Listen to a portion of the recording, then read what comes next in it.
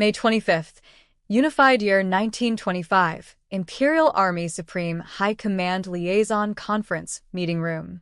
That day, the change in the war situation accompanying the dramatic shift in the lines was enough to slightly frighten the people in the Imperial Army Supreme High Command meeting. To anyone who saw how the pale-faced government officials were silently staring down the general staff officers, it was readily apparent that the discussion would be stormy. The reason for the gathering was the situation in the lowlands resulting from the Imperial Army's surprisingly large-scale retreat. Thus, when Major General von Zetor from the Service Corps entered the room, he gathered a lot of attention. Everyone expected him to have a good explanation and was eager to hear it. Very well, I'll explain our strategy. Currently, our army has succeeded in performing a major reorganization of the front lines by fighting a retreat to a designated defensive position. But they were disappointed to find their expectations betrayed, as Zetor matter-of-factly explained that the operation was going according to plan. This is the general said to be most knowledgeable about logistics and organization in the rear and the whole army, but this is the best he can do? The civil servants and politicians glared at him accusingly. So you succeeded in retreating? But Zetor himself was unfazed. He leisurely wet his palate by savoring his coffee to the last drop, with a smile that seemed to say, "What fine beans." Not only that, but he reached for the cigar case and began examining the selection one by one to make his choice. Yes, he grudgingly continued before putting a cigar in his mouth. The General Staff feels we are in a position to say that the only forces that pose a threat to the Empire are the Republicans. As such, I would like to report on various developments regarding our maritime strength. Despite the dissatisfied glares that said, "Isn't there something else you should tell us?" Zetor nonchalantly closed the topic of the land war. Then, with everyone else looking on speechlessly, he abruptly launched into a calm report on their sea strategy from a diplomatic perspective. There have been no major changes to the strength of our fleet. According to the latest reports, the Entente Alliance fleet is being detained by the Commonwealth, but they're actually being protected. We have no reports that any of the personnel on board have actually been captured. This was all known information that had been previously discussed in this setting. Zetor continued, paying no mind to the incredulity in all the eyes on him. In any case, at least the serious seaborne threats are limited to the navies of the Commonwealth and Republic. He continued his seemingly endless speech with a therefore. That, combined with his unbelievable composure in the face of the crisis, made them more and more impatient. His composure in this crisis was acceptable. That could be explained if they accepted that he was a soldier with nerves of steel. But it was shocking to hear an officer of the Service Corps speaking as if he didn't understand the gravity of the situation. Had the Army, the General Staff, failed to notice the crisis under their noses due to their purely military perspective? The attendees of the meeting had to wonder. They had no idea what the General Staff's understanding of the situation was. Zetor's attitude was incredibly concerning. May I say a word from the Ministry of Finance? Go ahead. Thank you. As we have been warning for some time, and you are no doubt aware, we're already almost entirely reliant on domestic bonds for war funds. I must caution you that prolonging the war could invite economic problems, financial issues on a scale that would be difficult to ignore. When Zetor nodded benevolently, yielding to the finance ministry official, the man maintained formal manners, but everyone gasped at the directness of his statement. That's an awfully serious warning for the finance ministry to give. Or rather, is the situation so bad as all that? General von Zetor, does the General Staff have anything to say on this point? In response to your comment, allow me to say that I'm aware of the hard work and sacrifice taking place on the home front to maintain the front lines. We are tremendously grateful to the home front for its support, and we are fully engaged in our most pressing objective, the obliteration of the Republican Army. But the response they received from the General Staff's representative was so easygoing and unsubstantial that it was hard to see it as anything but equivocation. The look on his face spoke volumes. Zetor pronounced each word carefully in a low voice and made clear that his response was at an end. Afterward, he took his seat and returned to perusing the cigar selection with undisguised confusion on his face at everyone's expectant stares. We don't doubt your understanding of the home front situation, but the structured stiffness of your reply makes us wonder if you grasped the severity of it. Though they knew it was rude, the frowning attendees were nonetheless compelled to ask what the hell was going on. I don't want to mince words. The Ministry of the Interior points out that not only have we just lost the lowlands industrial region, but the enemy has the western industrial region within range of its heavy artillery. If the army can't resolve this crisis, our industrial production power will be obliterated. What does the army think about that? No, this is intolerable. The official from the Ministry of the Interior projected that sentiment with his entire body. After calming down with a couple deep breaths, he delivered his words slowly, as if tasting each one, and all the civil servants present nodded in heartfelt agreement. The lowlands industrial region the western industrial region was truly the empire's manufacturing base and, hence, its key to continuing the war. The Foreign Office understands that we need to consult with the army regarding what steps to take. As for our understanding that we may have to take some unfortunate political measures, we'd like you to indicate what is appropriate. The Ministry of Finance hesitates to say it flatly, but I can't believe you would brazenly do something as foolish as to reorganize the lines and open up the lowlands industrial region to crisis. His whispered voice hesitated to say it, but the mood of the meeting veered distinctly toward the negative.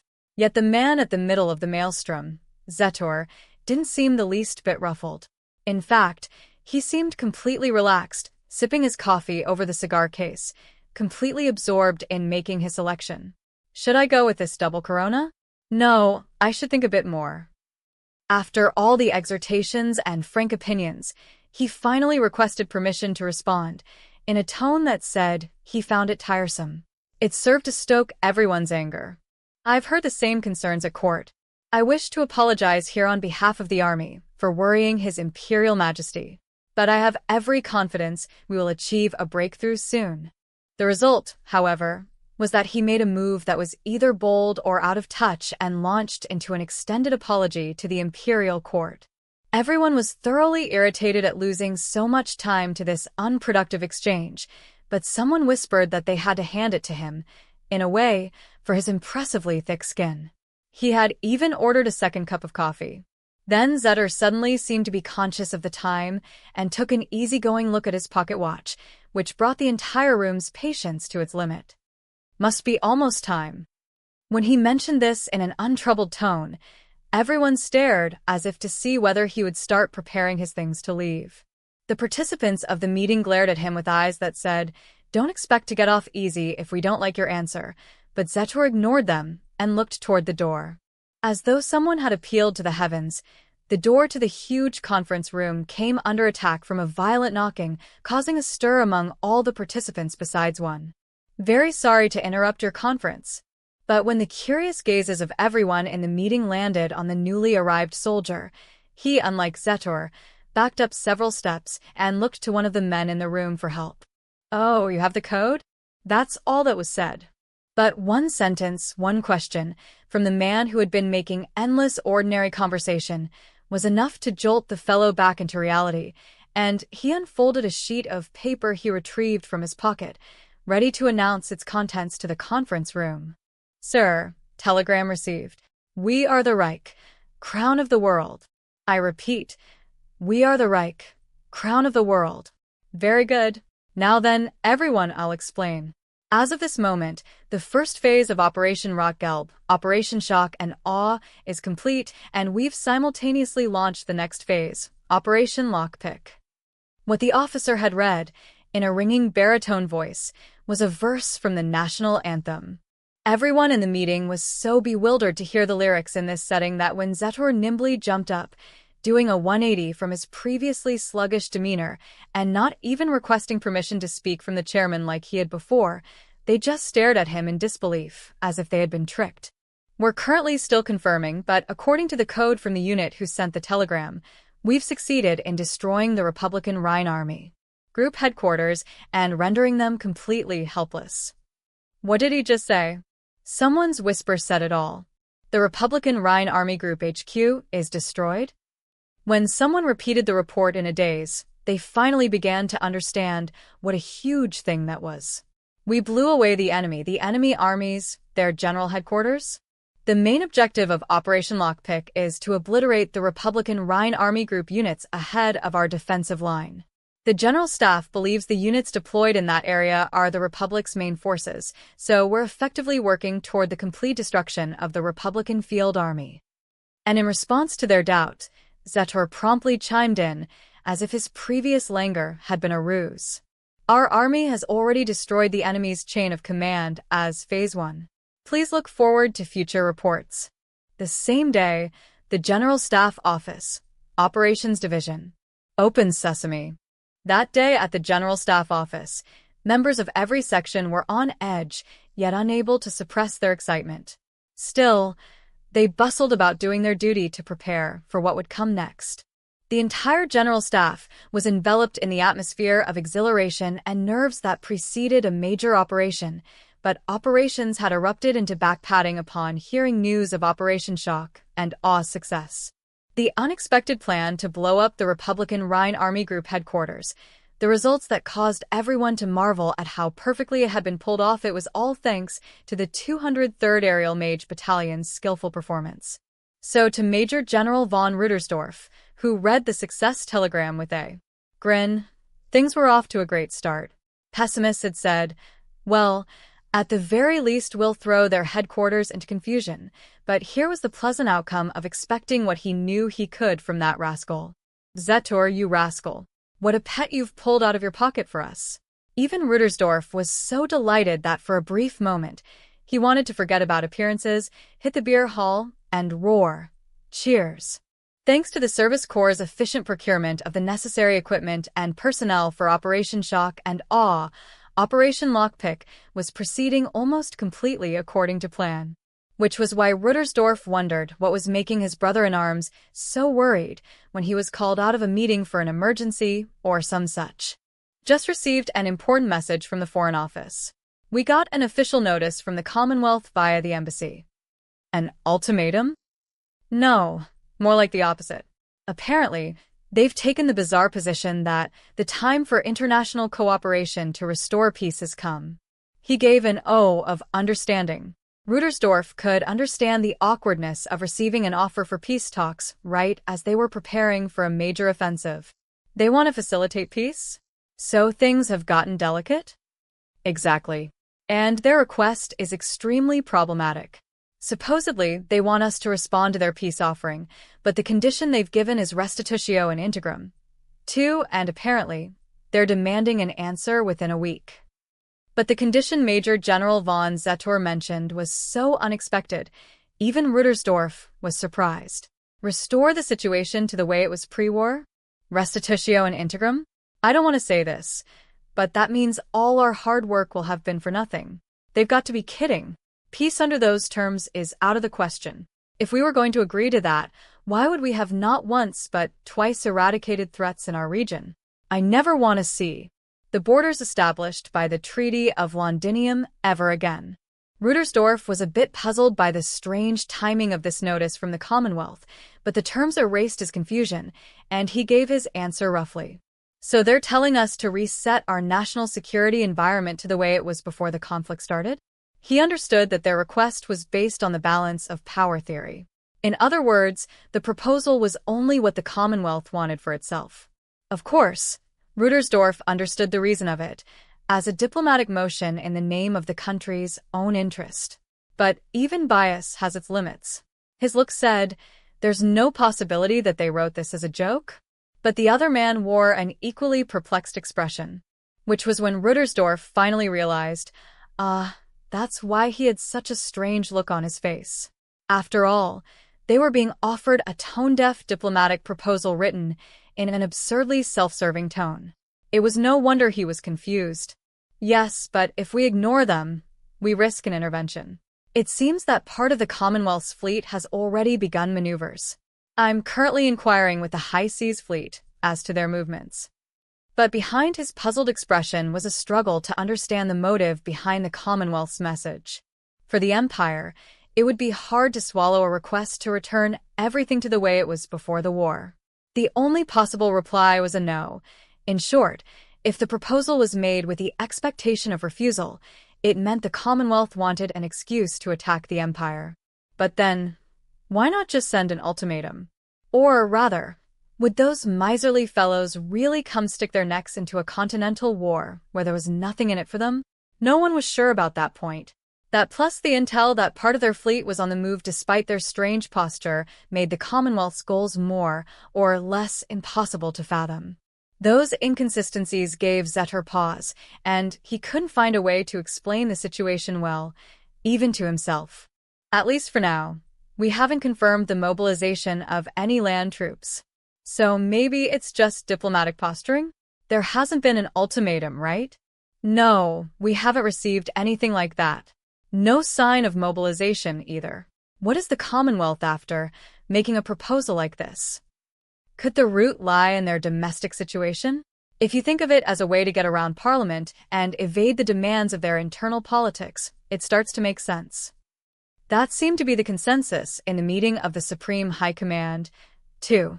Anyhow, nothing good will come of worrying about it. We just need to do our duty.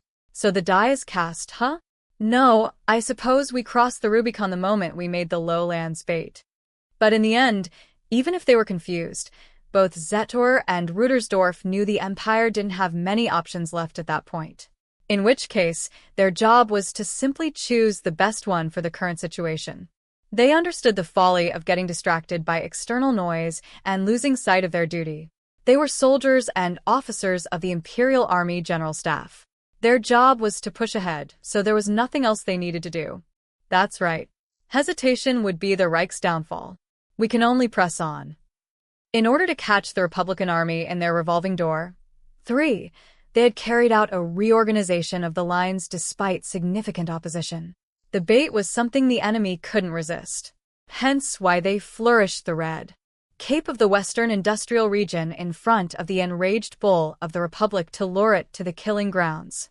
If they didn't slay the bull with one strike, they would be the ones to get gored to death. Even if the Commonwealth joins the war, how many divisions does it have in the first place? Probably less than 10 it can deploy, right? According to Rudersdorf's thinking, it couldn't have much effect on the Rhine front even if it did come to intervene, so he didn't see anything to worry about. All we have is estimates, but 7 or 8 divisions, plus a division or 2 of cavalry, plus a few brigades. Oh, and they also have some degree of air force capable of striking land targets. If that's all, frankly, they aren't much of a threat. If they attack, all we have to do is call a police officer and have them arrested on suspicion of violating immigration law. Honestly, in numerical terms, the Principality of Dacia's army posed a bigger threat. The Commonwealth was an island nation.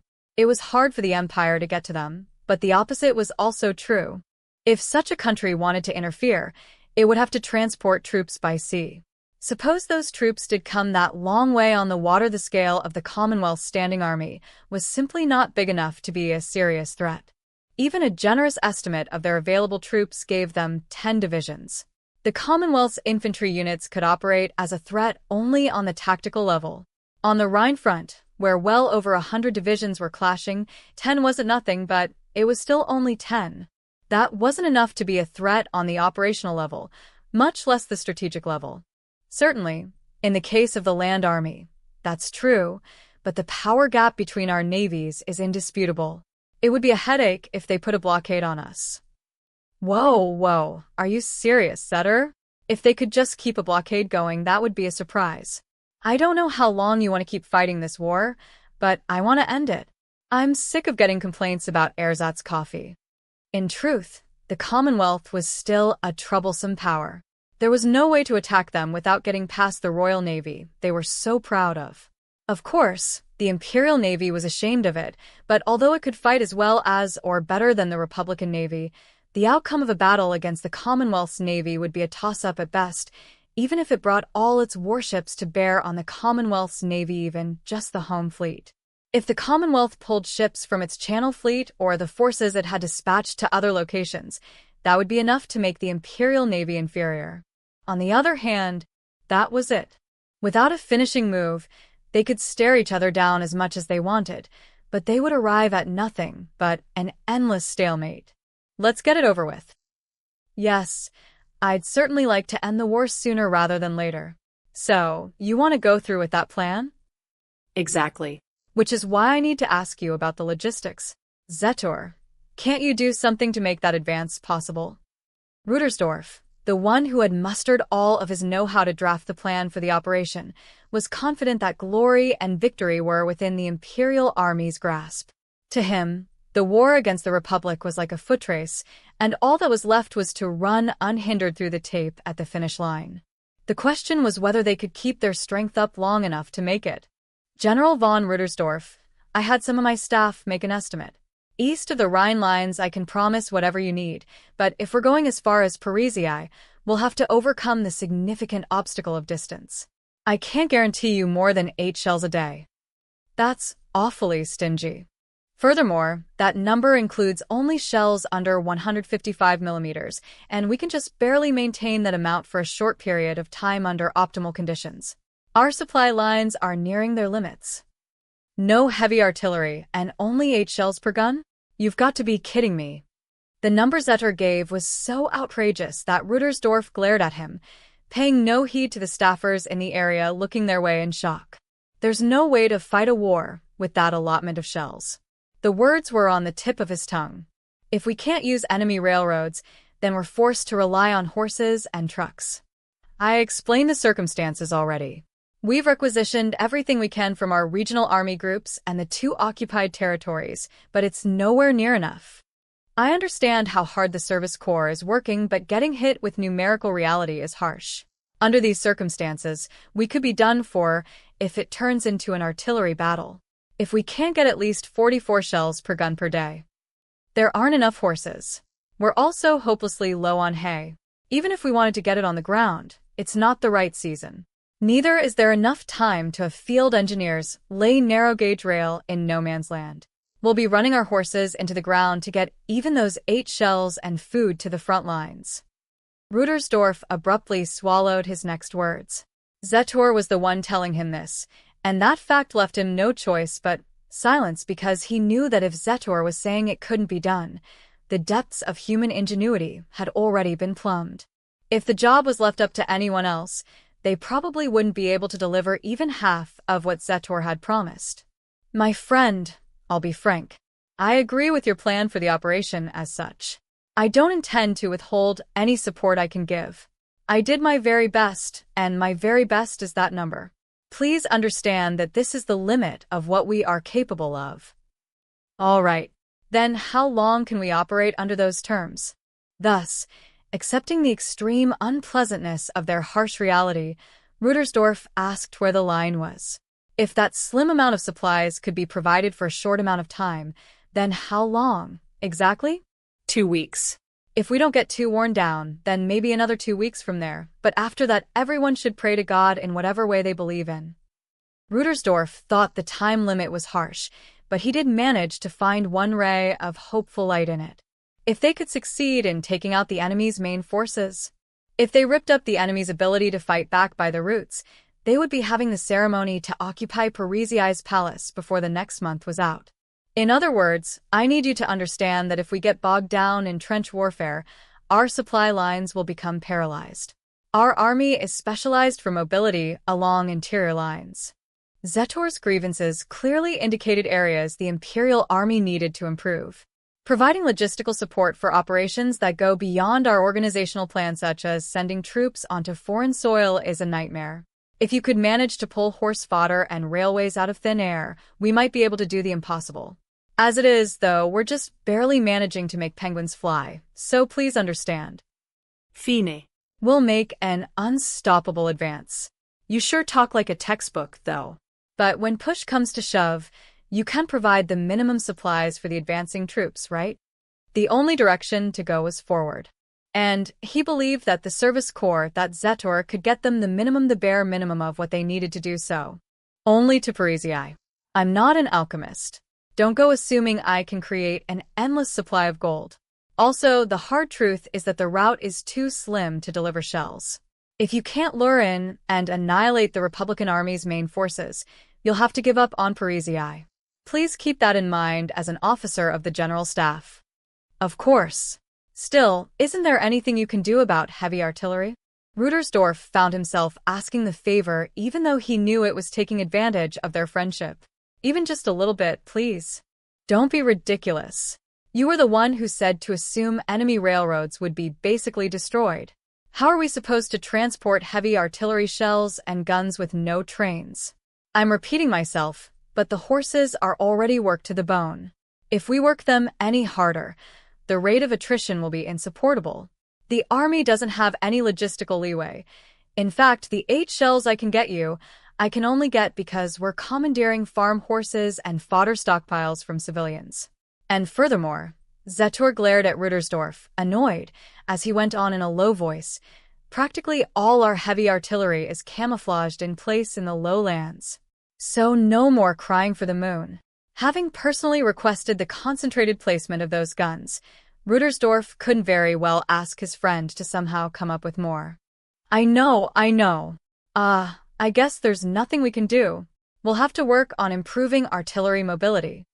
You mean the mechanized artillery idea? Yeah, with the trench war we've had to be focused on existing guns.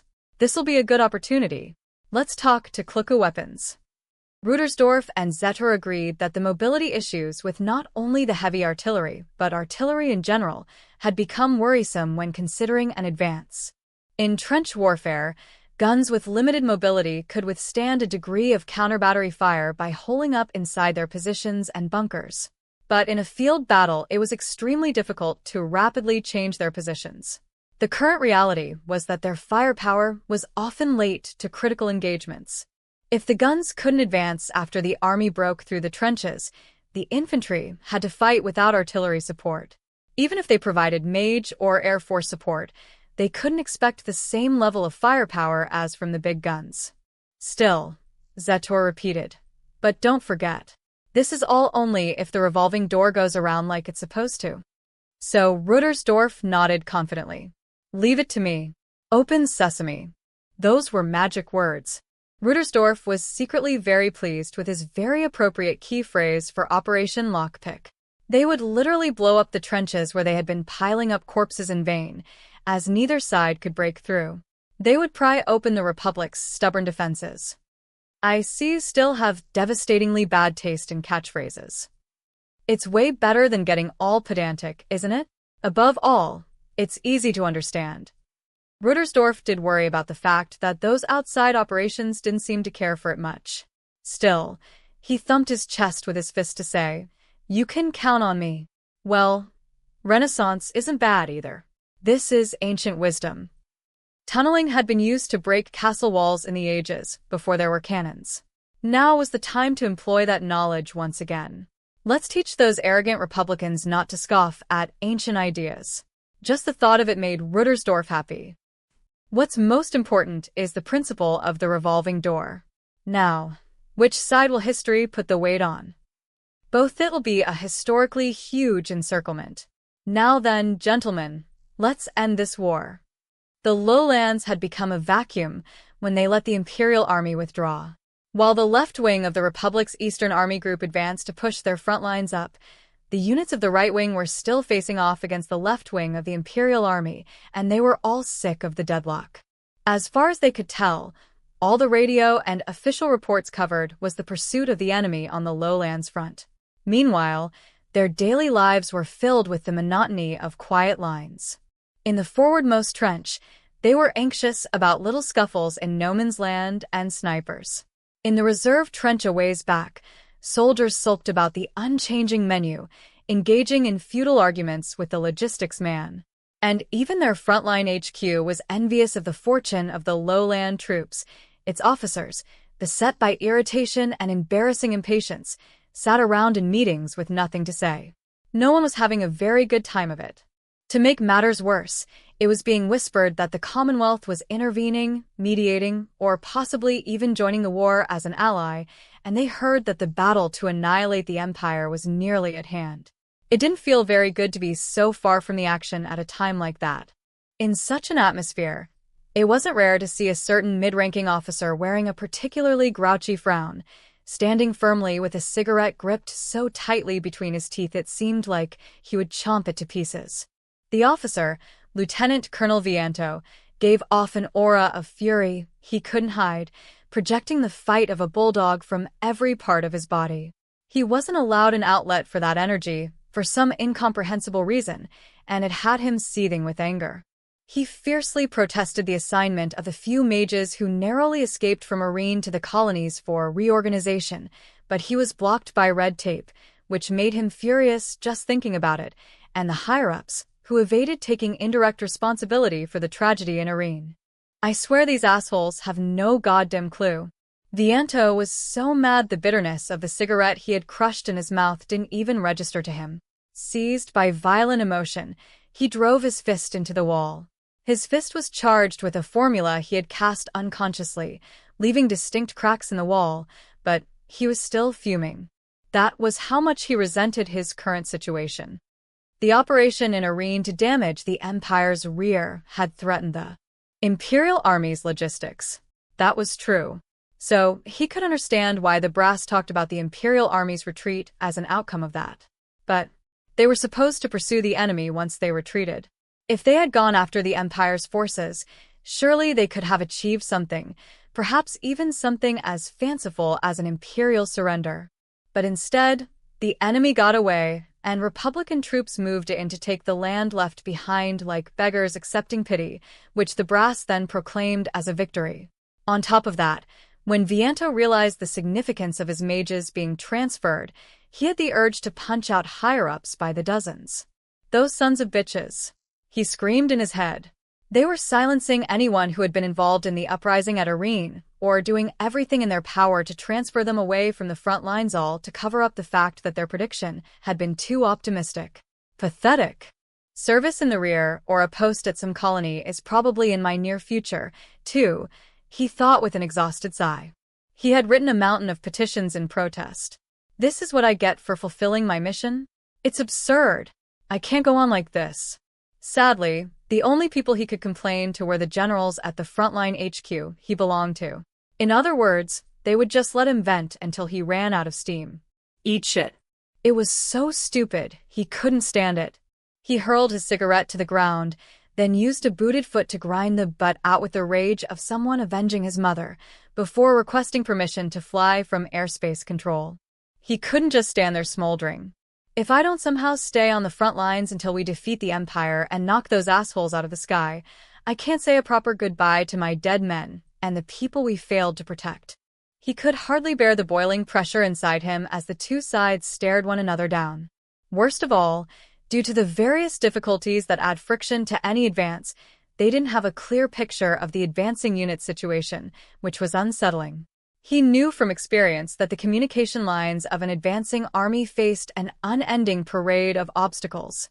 Once you got a ways away from the railroads, communication grew more difficult. Then the phone lines the field engineers finally managed to roll out would end up severed in every possible way, whether on purpose or not, from getting blown up by enemy shells to run over by friendly cavalry or trucks. The enemy, being the enemy, would emit jamming signals at full power, so allies would increase their output as well, but that only created all manner of confusion. For instance, it became more difficult to pick up other units' signals. So Viento thought he would go see for himself what was going on. Luckily, perhaps, his excuse that he was special ops going to get a handle on enemy movements worked. They needed the intel, and flight permission was surprisingly easy to get. Since he was going anyhow, and they didn't have regular contact with the front lines, he was asked to perform unofficial officer reconnaissance and messenger duties. On top of that, surely out of genuine goodwill, but still he got saddled with a trunk filled with all sorts of alcohol and tobacco scraped together by everyone from the staff officers to the NCOs with a "please give this to the officers suffering on the front lines." At this rate, thought Viento, laden with a mountain of notes, I'm no different from a messenger pigeon or a cigarette dog, but he knew the significance of the things he'd been trusted with. There was emotion behind the requests and knowledge that these items were needed on the forwardmost lines. This way of spending his time was a zillion times more meaningful than wasting it on the bureaucrats and their stupid regulations.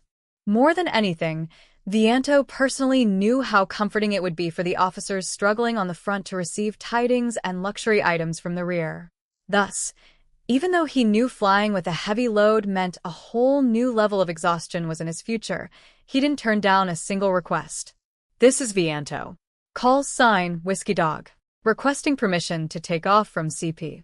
When he was granted permission to fly, they asked for his call sign, so like those before him, he jokingly referred to himself as a delivery dog that was planning to shuttle cigarettes and whiskey to the front lines. Whiskey Dog, this is CP. All Rhine airspace controllers have been notified. Multiple signaling stations have replied, and all state that they're hoping you arrive as soon as possible. We've also received enthusiastic welcomes from each unit in the lowlands. Then I'd better not worry them by being late. Okay, I'm off. Though his exchange with CP included laughter, each word told him how hard it was for the soldiers out there. Vianto knew from experience how easily logistics for an advancing army could get screwed up. All the more reason he just had to get his delivery through. With a wry grin, he told himself he couldn't be late. CP, Roger. Have a good trip. Whiskey Dog, Roger. I know you told me to get there on time. Got it. I'm betting on you, Colonel. If I lose, you owe me a drink. Okay, you can count on me. With that solemn assurance, Vianto took off. Although he ascended a bit more cautiously than usual, with so many bottles of alcohol, the process was the same one he had repeated a number of times.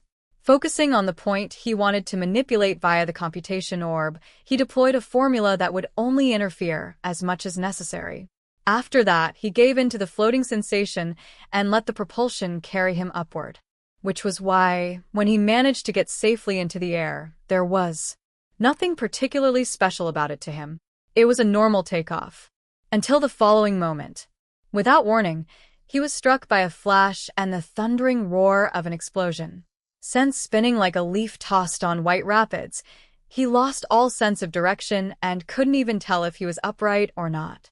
Between the enormous shock waves and the blast resonating in his stomach, it was all Vianto's disoriented brain could do to keep him in the air. But the shock only lasted a moment. A few seconds later, when his senses had calmed down enough to function, he was glad to find them telling him there was nothing wrong with his body. Relieved, he sighed. It was then that his brain finally wondered what in the world that explosion had been. He started. Once his cognitive faculties were recovered enough for him to look around, the sight of thick black smoke in the direction of the front lines and above him froze his brain. He had been in the process of taking off, but he was still up in the air. Yet here was smoke he had to look up to see, multiple plumes, hanging over the front lines. Noise, shock, and smoke. The first possibility that occurred to him was that the ammunition dump had suffered a hit and exploded. It would have to be a huge amount of powder going at once or something similar. More than one. But as he voiced that fact, he was forced to admit that his guess was decidedly off. There were multiple sources of black smoke. And as far as he could tell, they were at even intervals.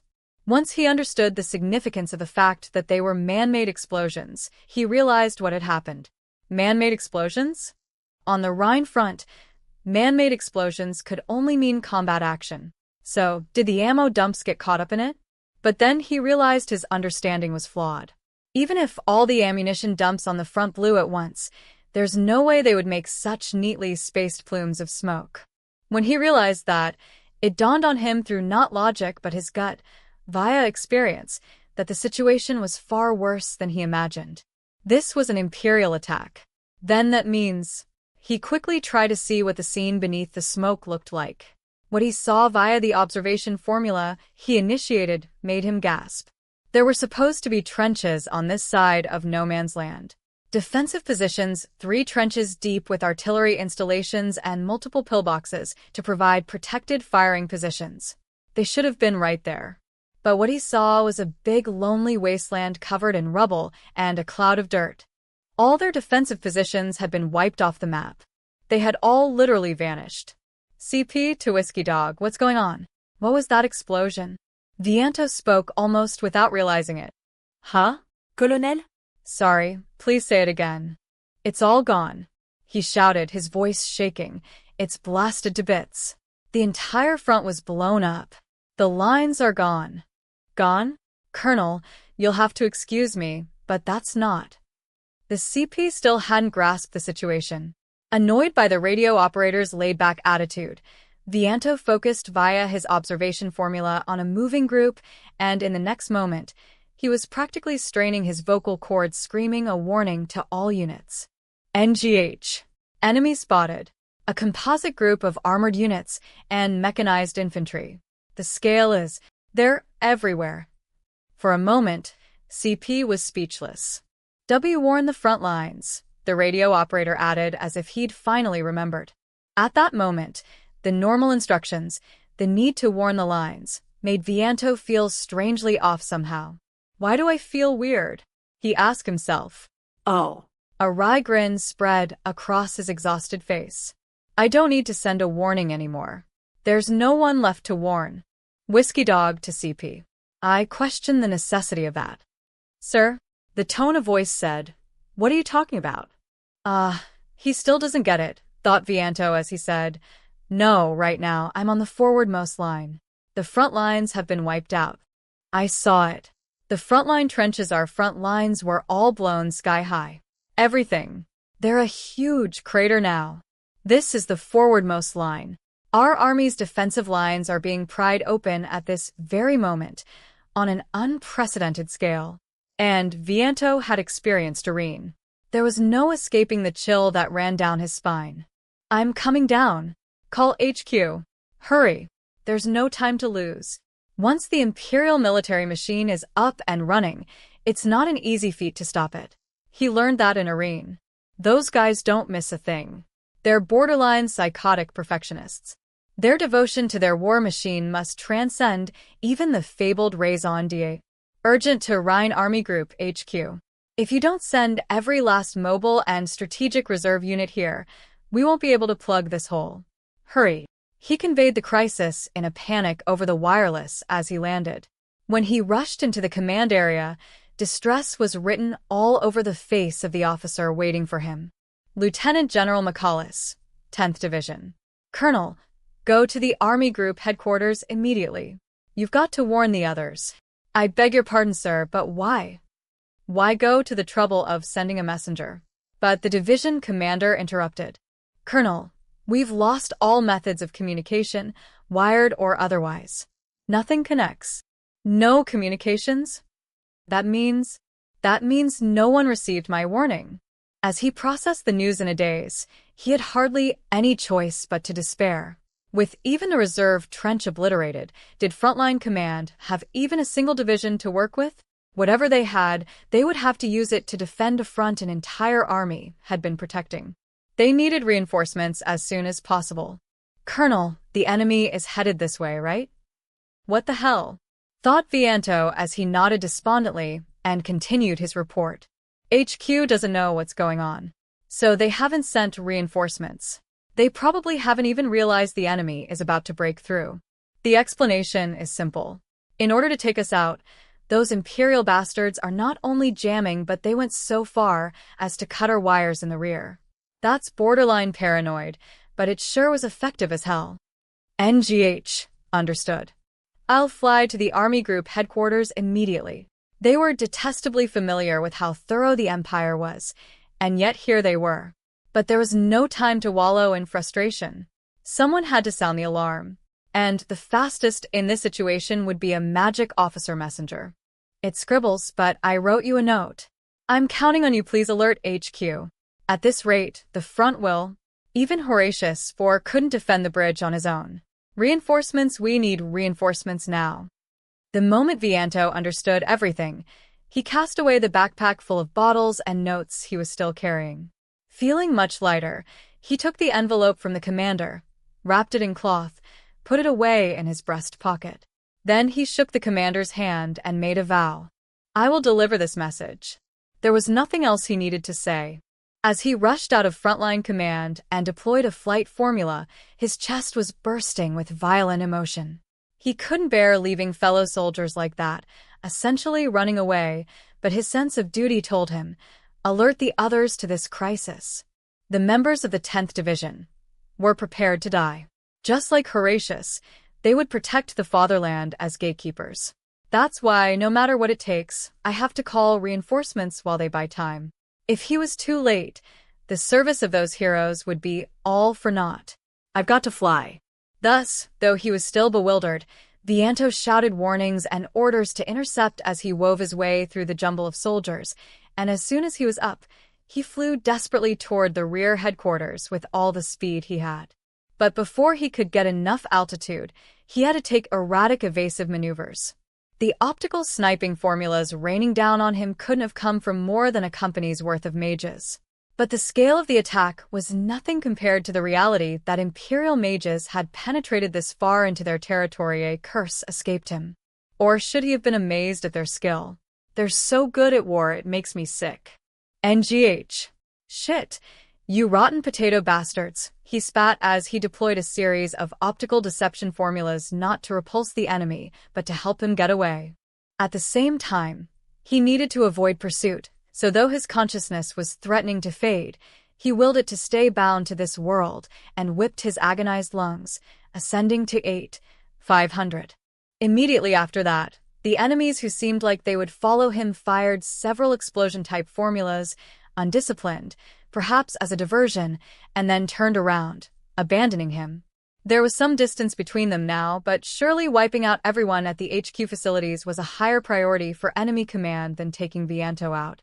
The inhuman rationalism of their disgustingly clear sense of purpose sent a chill up his spine. What it meant was that the friendly HQ that had just sent him out would come under fire. The relief of escaping pursuit clashed with the shame of sacrificing his fellow soldiers to escape his current circumstances were infuriating. There was nothing he could do. I'm sorry. Shit. Why did this happen? His clenched fists trembled with anger as he choked out his fury at an oxygen-poor altitude. Really, this was the situation his kind were meant to prevent, and that realization gave birth to outrage toward the enemy mage unit freely attacking their frontline command post. So, why am I leaving the ground troops as lures and running away? It was so pathetic and humiliating. A tsunami of indescribable emotions was welling up inside him, but he repressed even that and focused completely on flying with all his might toward the rear because it was his mission, in order to avert the collapse of the front, even if he had to sacrifice everything to complete it. Akaku, come in. HQ? Shit, it won't connect. What are the air defense controllers doing right when I need them? Which was why, spurred by impatience, he furiously continued calling the Rhine Army Group headquarters, even though they weren't answering. Of course, he knew what the situation was. He realized it must have been utter chaos. But Vianto couldn't help but feel some contempt. How could they have let Imperial mages penetrate so far into our territory without so much as warning us? Are the air defense controllers taking a nap, or what?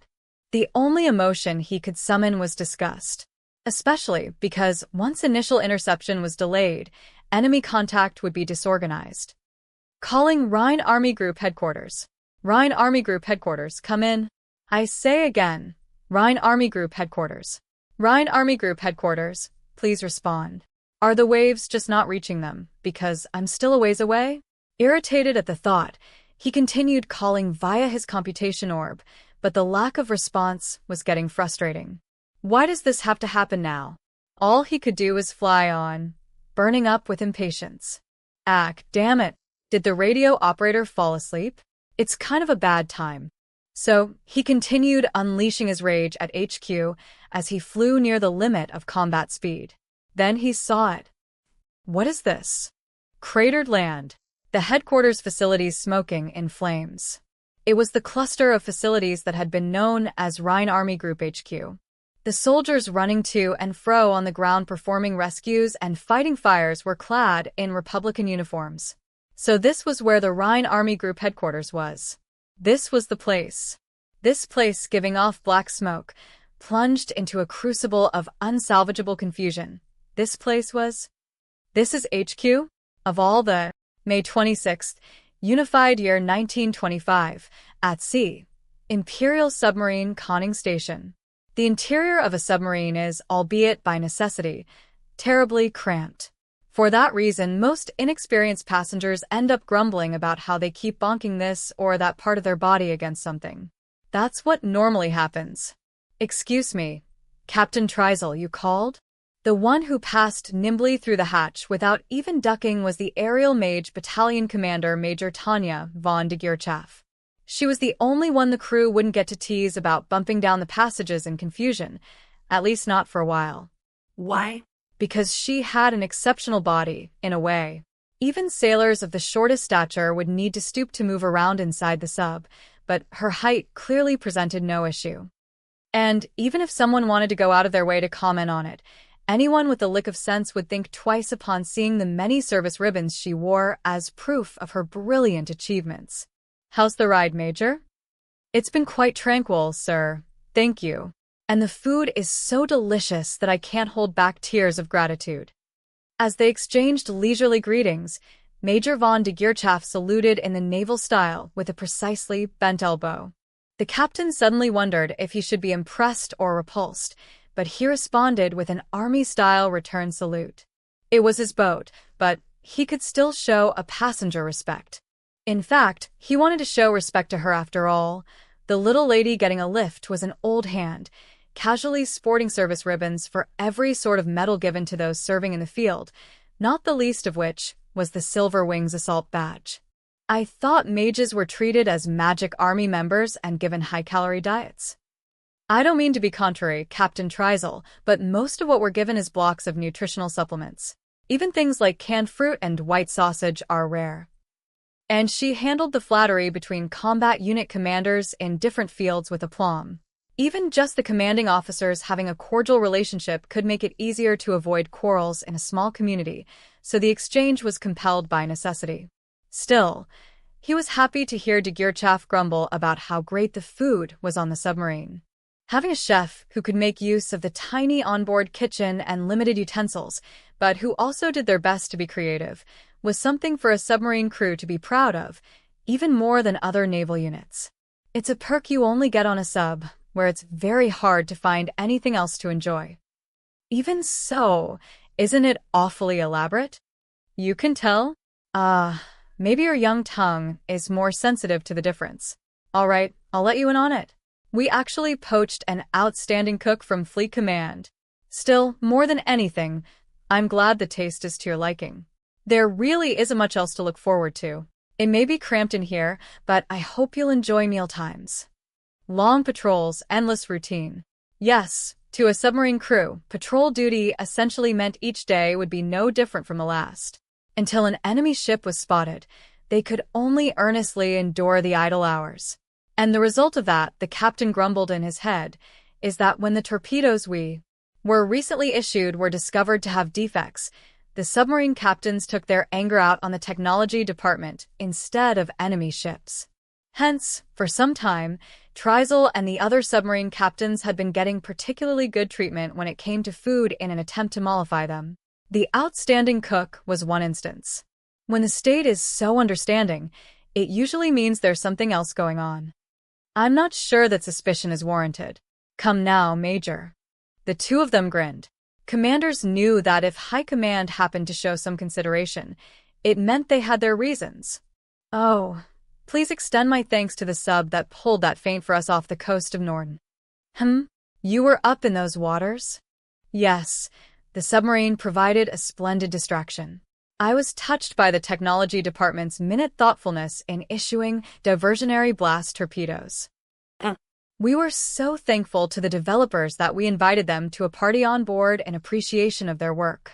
What a beautiful friendship. I'm envious. Though de Geerchaf was joking around more than usual, her tone contained some slight resignation. The captain replied with the smile of someone in on a secret and added one other thing. Yes, it's just as you say. Oh dear, I almost forgot. Sir, we received a message just a bit ago. Operation Lockpick is underway. Excuse me while I take a look. The smirky vibe of their conversation up to that point was gone. De Geerchaf took the telegram and ran her eyes intently over it, nodded once, reread it, and then smiled in satisfaction. Wonderful. Now the revolving door will work. It must have been subconscious, but with her eyes alight like those of a predator cornering its prey, she looked insane. So that's why. That's why this young girl was given an alias White Silver. Cut off the rear and encircle them for a perfect annihilation. This will be the ideal mobile encirclement battle one that ends in obliteration. What truly, truly wonderful news. With this, the fate of the Rhine front is decided. She exhaled. This is just great. It was the sigh of a beast that had its prey right where it wanted it. But if she didn't have that mentality, there was no way she would have been given an elite aerial mage battalion at such a young age. Yes, I'm a bit jealous. The general staff told us to keep patrolling, but they ordered you to go immediately to participate in the decisive battle in the lowlands. Huh. We're currently heading east, quite a ways off the patrol line. We'll surface before dawn, fully prepared for you to take off. Chosen specifically by the general staff to return, sent on a special operation ahead of Operation Lockpick. It seemed she and her unit were exceptional in all sorts of ways. Thank you, Captain. Allow me to wish you everlasting luck in battle. We've all been very honored to assist you. I wish you luck as well. Thus, as an Imperial soldier, Tryzel was proud that his boat had been able to lend a hand to such a unit. Everyone did the job they were meant to do. As such, de Geerchaf was a fellow soldier he could be proud of, which was why he extended his hand in utmost seriousness to wish her well. Even if her hand was as small as his daughter's, this was a handshake with a fellow soldier. Upon leaving Captain Tryzel, Tanya is relating the good news to her subordinates, who are clustered in the space the crew managed to find for them next to the forward torpedo tubes. Attention, company. Our battalion commander has instructions for us. Thanks, Lieutenant. All right, gentlemen. You can listen as you are. We're mooching a lift on this sub, so we should be more worried about causing trouble for the crew. Anyhow, I just heard from Captain Tryzel that Operation Lockpick is underway. Her subordinates are hearing this for the first time, and from the tone of her voice, they gather it's something quite important, so they brace themselves to learn what it could mean. Their eyes ask, what's Operation Lockpick? It's one of the main offensives planned for the Rhine front. And, gentlemen, it's going well. According to the report, the leading group blasted through the enemy trench line. The main forces of the Republican Army are completely cut off in the lowlands. Cheers go up. To veterans of the Rhine, a major operation, along with the expected changes in the state of the war it would entail, mean the victory they've been dreaming of. So many Imperial soldiers sank into the muck to put them on a road to victory, and breaking the trench lines and tying down the enemy is what will take them there. Troops, it's a complete encirclement. The main enemy forces are like a rat in a trap. Complete encirclement sounds to everyone like their long-cherished wish for victory. After all, a surrounded, isolated army can no longer be called an army. Unable to hide their excitement, her men whisper among themselves. They're so bubbly that normally Tanya would be confused. Are these really the select elites of the 203rd Aerial Mage Battalion? But today, she will generously affirm their behavior. Victory. It's such a spellbinding fruit. This ship will participate in a mission to blockade the coast. We, on the other hand, will sortie before dawn tomorrow. We'll participate in the annihilation battle in the lowlands and then return to base. The field trip lasts until we make it home. My brothers in arms, I won't forgive you if you race off to Valhalla without joining the victory banquet. That's why, though she's giving them a warning, her tone is spirited. In order to taste the sweet nectar of victory, it's important to tighten the helmet straps even after a win. All right, gentlemen, before we go to war, let's fill our stomachs. Captain Tryzel and the crew have kindly furnished us with what little provisions they can. Drink as you like up until the 12 hours pre-flight regulation cutoff. That is all. Then she clinks glasses in hasty cheers with her nearest men. She celebrates Imperial victory with canned food and instant coffee, and once the troops pull in some off-duty sailors and start drinking, she rises. It's probably hard for you guys to let loose with me around, she says to Lieutenant Weiss, then withdraws. In this way, Tanya escapes the drinking party as a considerate superior officer and retires to the only captain's quarters on board, which Captain Tryzel was extraordinarily kind enough to yield to her. Now she can think at her leisure.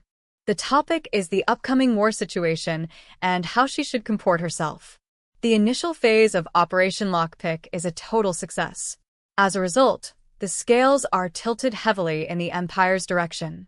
Under these circumstances, the Republic is almost certain to drop out of the fight. What's more, as long as we don't get Dunkirked, 5, we should be able to end the war.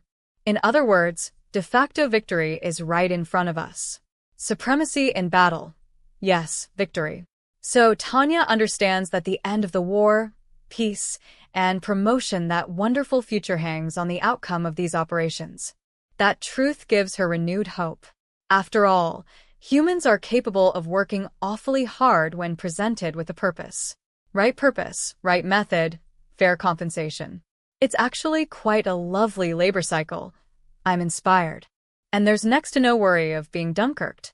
After all, submarines, among other units, will be blockading the seaboard. And perhaps most importantly, the Imperial Army thoroughly demolished the proper lowland sea access point when they withdrew. On top of that, the underwater mines originally deployed to protect the port facilities are thick. Escaping by sea this way is impossible. So the Republican Army is literally a rat in a trap.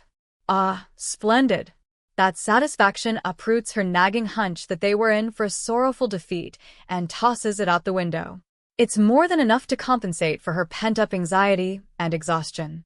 And with the strings of tension loosened, Tanya, who also has a cozy bed for the first time in a long while, gives herself readily over to sleep and is able to get a good rest. In this way, while her partied-out subordinates struggle to wedge their long bodies into the cramped crew beds in the torpedo tube room, Tanya enjoys her peaceful nap. Then, having relished every last wink of her unbelievably comfortable sleep, she stretches her back in anticipation of a great morning, inquires as to the boat's whereabouts from the duty officer on the bridge, and nods in satisfaction. Major, you're awake? Oh, morning, Lieutenant Weiss. Were there any idiots trying to pull pranks on Lieutenant Serebryakov while she slept? Rest easy, ma'am. The boat hasn't sunk, so I think perhaps not. Chatting with Lieutenant Weiss and the duty officer, who apparently had been discussing the weather, Tanya is even able to experience the joy of a quiet morning aboard the submarine for a moment. She's on a perpetual battlefield like you, Major. If any numbskulls had attacked her while she was sleeping, I'm sure the hull would have been breached. I'll agree to disagree. We can't start the morning off with a pointless debate. What's our situation? The ability to have trivial conversations can't be underestimated. Especially in extreme circumstances, soldiers who can't crack a smile will be useless before long.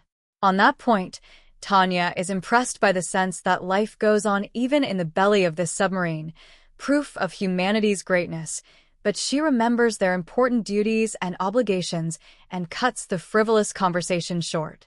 I woke everyone up. They must be sober by now.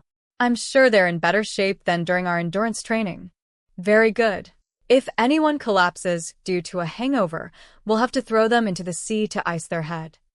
As she is getting the unit status from Lieutenant Weiss and thanking him for saving her time, a naval officer addresses her. Excuse me, Major von de Geerchaff. I have a message from Captain Treisel. We're almost at the appointed coordinates. Thanks. I hate to make you run back and forth, but I'd appreciate it if you tell him I'll have my unit up on deck right away. Also, do you think I could get a weather report and a sea chart? It's time to wish a fond farewell to comfortably cruising the ocean, great food, and bottomless coffee. But what is there to be upset about? If we just finish this war, we can reclaim daily life in a flash. We're going to end the war. In that case, there's another benefit to one final push. Meaningful work means happiness. So Tanya merrily lines up her subordinates on the narrow deck of the submarine. Though a company's worth of personnel is a tight fit, it feels positively spacious compared to the sub's interior. Surely it's human nature to feel relieved. Upon giving the orders to perform a quick equipment check, Tanya notices Captain Treisel, who must have come out of his way to see them off, in the bridge lookout position. You're off then, he says, descending with a hand extended. The two commanders shake hands as the etiquette goes, and Tanya expresses her gratitude. Yes. Thanks for everything, Captain Treisel. Thank you. It was an honor to assist such brave soldiers as yourselves. It's cliché to say, but I hope you stay safe out there. Thank you. On behalf of my unit, I hope that you and your men will be victorious. With that, they salute each other. Tanya nods at her troops, and they take off. Wave your caps. Caps. Hearing Captain Treisel's order at their backs and receiving a modest yet heartfelt send-off from the crew, the company is on their way. Their destination is the good old lowlands. The flight goes extremely smoothly, and they arrive at the designated airspace. Then Tanya calls Rhine Control, as she is accustomed to doing. This is Ferry 01 to Rhine Control. I say again, this is Ferry 01 to Rhine Control. Please respond. And the controller answers as usual. Ferry 01, this is Rhine Control. Call sign Hotel 09. You're loud and clear. Go ahead. Hotel 09, this is Ferry 01. You're also clear. I can hear fine. Hotel 09, Roger. You guys have done a bang-up job. There's a whole army of people who want to treat you. I guarantee you'll be drinking for free for the rest of your lives. Ferry 01, Roger. The only problem is that I'm with Team Coffee. The fact that they can joke around like this means that Rhine Control must be feeling pretty relaxed. That's a good sign. Admiring this improvement in the situation makes Tanya sigh with a slight smile. Usually they would be controlling interceptions, giving instructions until their voices turn hoarse as they handle all kinds of issues. The state of the war must be truly favorable if they have the mental freedom to conduct such a sociable, human conversation. Oh, that's no good. The officer planning your welcome back function is with Team T. I'll try talking to him later. Ferry 01, Roger. Thanks. So, what's our mission? Truthfully, Tanya nearly bursts out laughing at how considerate the controller is being. To think the day would come when these guys who are always asking us to do the impossible would be this nice. What kind of miracle is this? I guess favorable prospects really boost people's humanity. Understood. But the troops on the ground are working hard. We can't be the only ones taking it easy. I think we'll go ahead and take some of the load off for them. That's great. Conditions in the airspace consist of clear skies and little to no wind. Good visibility. Watch out for fire from the surface. As a human, I find the wherewithal to help one another truly beautiful. As Tanya, too, with her altruistic mentality, a natural desire to do something charitable wells up within me. Ferry 01, Roger. Any data on enemy mage units? The details are as previously stated. We do, however, also have an unconfirmed report of fighting with a Commonwealth unit. It may be erroneous, but if it's true, their doctrine may differ from the Republic's, so be careful. The controller adds a warning. For that moment only, his voice was serious. So Tanya asks right back, the John Bulls are intervening? Hotel 09 to Ferry 01. Sorry, but as a mere controller, I couldn't quite say. Ferry 01, Roger. Good to hear. All her worries were for nothing. If it's the enemy, shoot them down. If it's not the enemy, support them. To an aerial mage, that rule is very simple and therefore easy to follow. And so, Tanya leads the select company from the 203rd Aerial Mage Battalion into the designated airspace over the lowlands. Unfolding below them is a massive encirclement battle the likes of which strategists have been dreaming of ever since Canny. 6. It's a double encirclement on an unprecedented scale unlikely to ever be seen again, swallowing up not just a core of the Republican Army but all its main forces. When the Imperial Army has trapped this many troops, brilliantly surrounding them, it made an indelible mark on history. After she thinks this, she recalls her life so far in the military with a start, and tears come to her eyes. Come to think of it, we soldiers, steeped in war, have a tendency to lose sight of common sense. Yes, I want to cherish the reason and wisdom of a citizen versed in the norms of the modern age. If peace would just return, then all this will be replaced. Imperial soldiers like me who had no choice but to volunteer are all combatants, but I should have remembered that we're citizens, first and foremost. Especially in this modern era, we must cultivate civil norms. So it's just a little longer. Just a little more patience. In just one more attack, we'll turn the Republican Army into fertilizer that was once human and be able to end this war. I will not let any Dunkirking happen. It's my duty for peace and my own future. This is a general message for the entire army. Execute Attack Plan 177. I say again, execute Attack Plan 177. All units, follow the prescribed procedures and initiate combat. Ferry 01, the signal's good. Roger, executing 177. Will begin as of this moment. May the Empire be victorious. Having received the order waiting in the airspace from HQ to launch the operation, Tanya assents in a voice hoarse with determination. This is the usual Rhine front. The battle is being fought as usual, and crisscrossing around us are the various fires, born of humanity's wisdom. But today is just a little different. If you listen closely, you can hear the signs. Gale 01, the signal's good. We're prepped for Phase 2 and standing by to sortie. Schwartz 01, normal signal here. Expect magic jamming. Roger, executing 177. We're taking our prescribed actions now. The wireless is perfectly clear.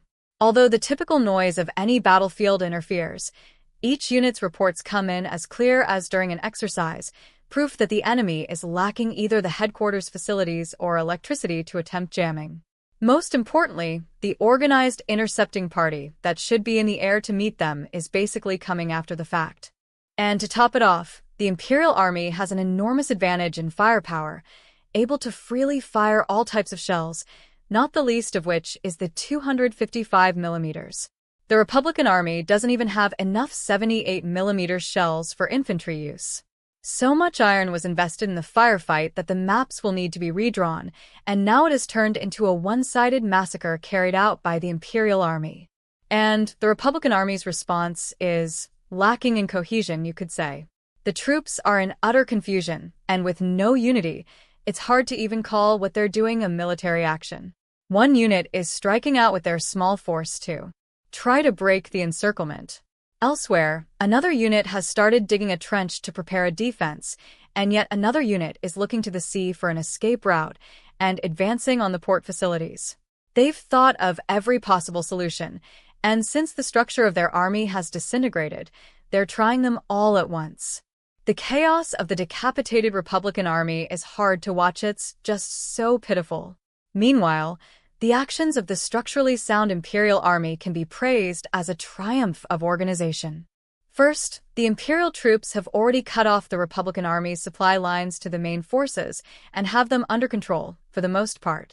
No matter how much they brought with them, these units have been on the Rhine lines for some time now, so they surely need more. Estimating from what a foot soldier can carry, it has to be 3 days' worth max. And shells for the heavy artillery must all come from the rear. Not only are these guys currently lacking hot food, but they're running out of shells as well. Second, in order to prevent the localized inferiority unique to complete encirclement scenarios, they have a screen of aerial mages on a search and intercept mission. Well, things are going pretty smoothly. My initial order was to prepare mages for resistance as we cut through their supply lines. There was also a non-zero chance that the Republican Army forces would come together and try to break through the encirclement. But the General Staff's worries were misplaced. Just as the Imperial Army was ready for a counterattack, the Republican Army units were all following their individual commanders, doing different things. And that's how they lost the slim chance they had. Now is the time for Tanya to knock the weakened Republicans senseless and snag a promotion. Her troops may have been partying on the submarine the night before, but they're vets who perform to their full ability even over 48 straight hours of recon in enemy territory. It doesn't seem necessary to micromanage them. Ferry to CP. There's no interception. I say again, there's no interception. We're headed for the designated sector. The enemy is practically done for if this is all the resistance they can muster. Normally, there'd be a hail of anti-air fire flying at us, but now they're only shooting a handful of shells. Even though visibility is good, the rate of fire is so sad it can't even be called sporadic. Apparently, they're really that low on ammunition.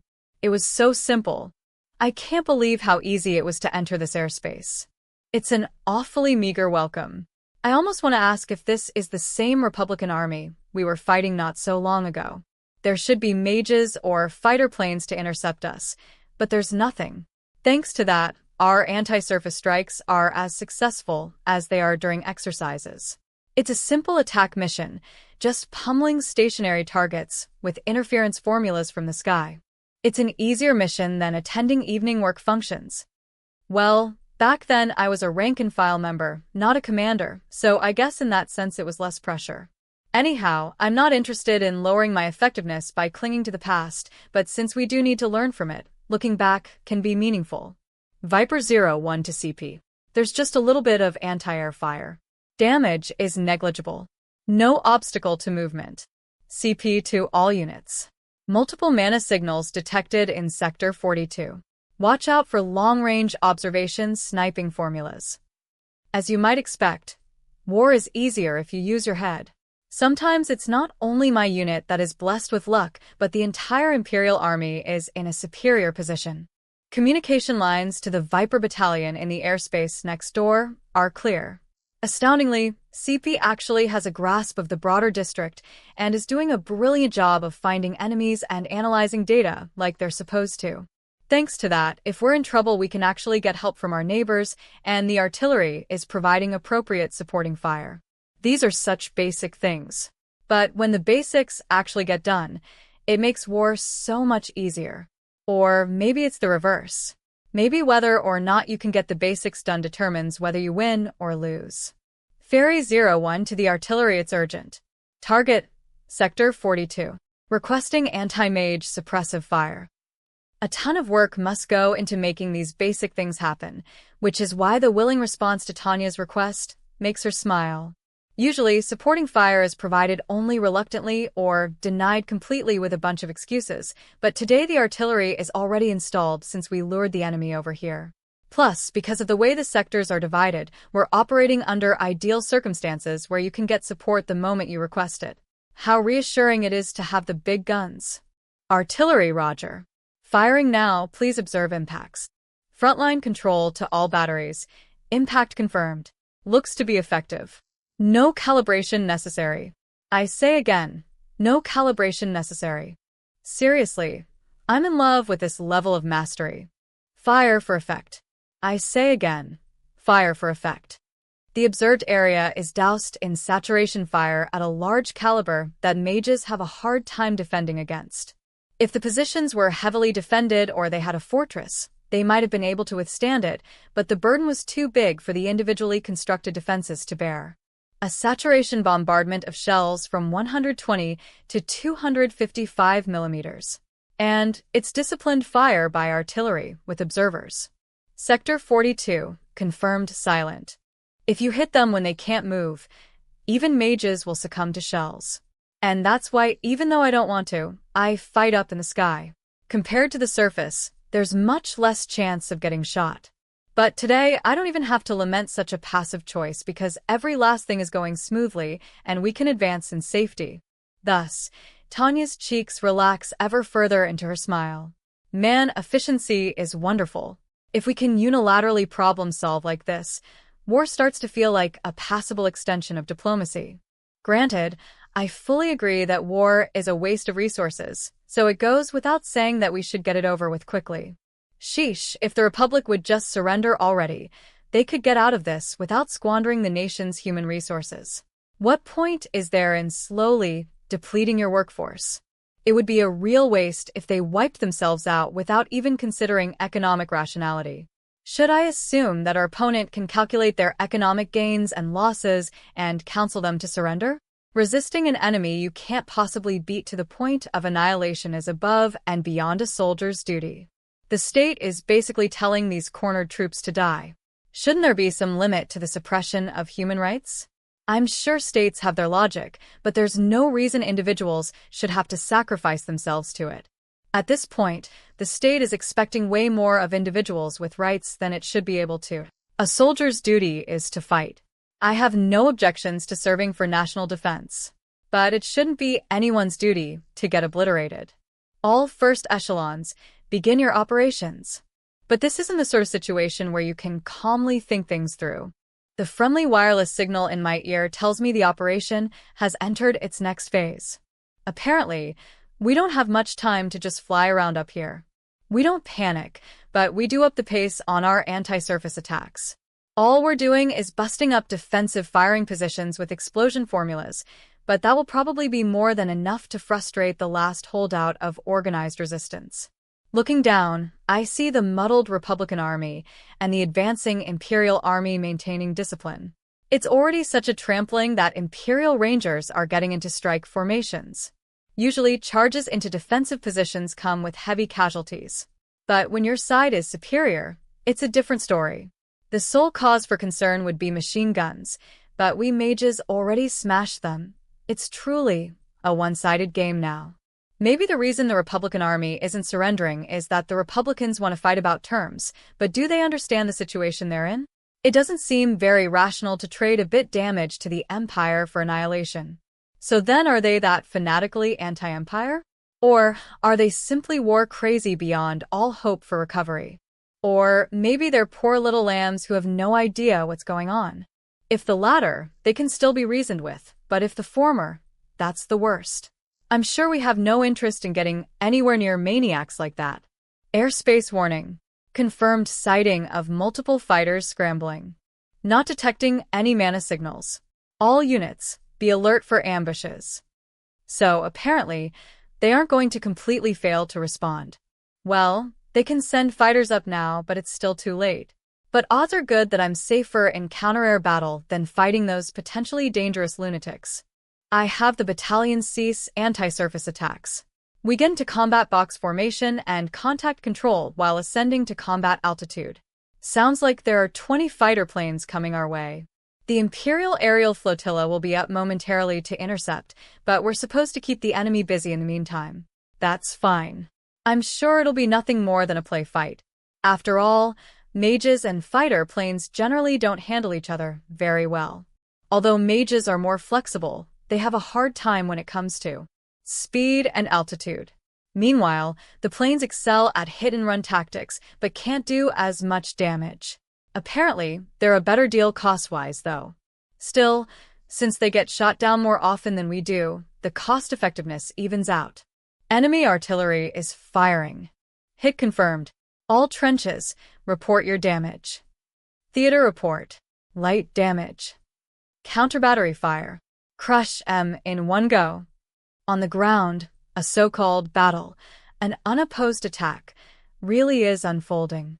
Man, if we're in good enough shape to obliterate an enemy position in retaliation for a single shot fired, maybe I should have stayed helping with the anti-surface attacks. That said, avoiding risk is logical and therefore a must. Now I need to focus on getting air superiority or air supremacy, as the case may be. Still, at this rate, we might be able to win this war. It was a faint hope. But the moment the leisurely thought enters her head, it's dispelled by a strange feeling, just a ripple but nonetheless strange, from the direction of the ocean. This is Rhine Control, with a general notice. To the mage unit in the airspace that is not broadcasting identification. Make your affiliation clear now. A bit of commotion and a challenge. This is Rhine Control.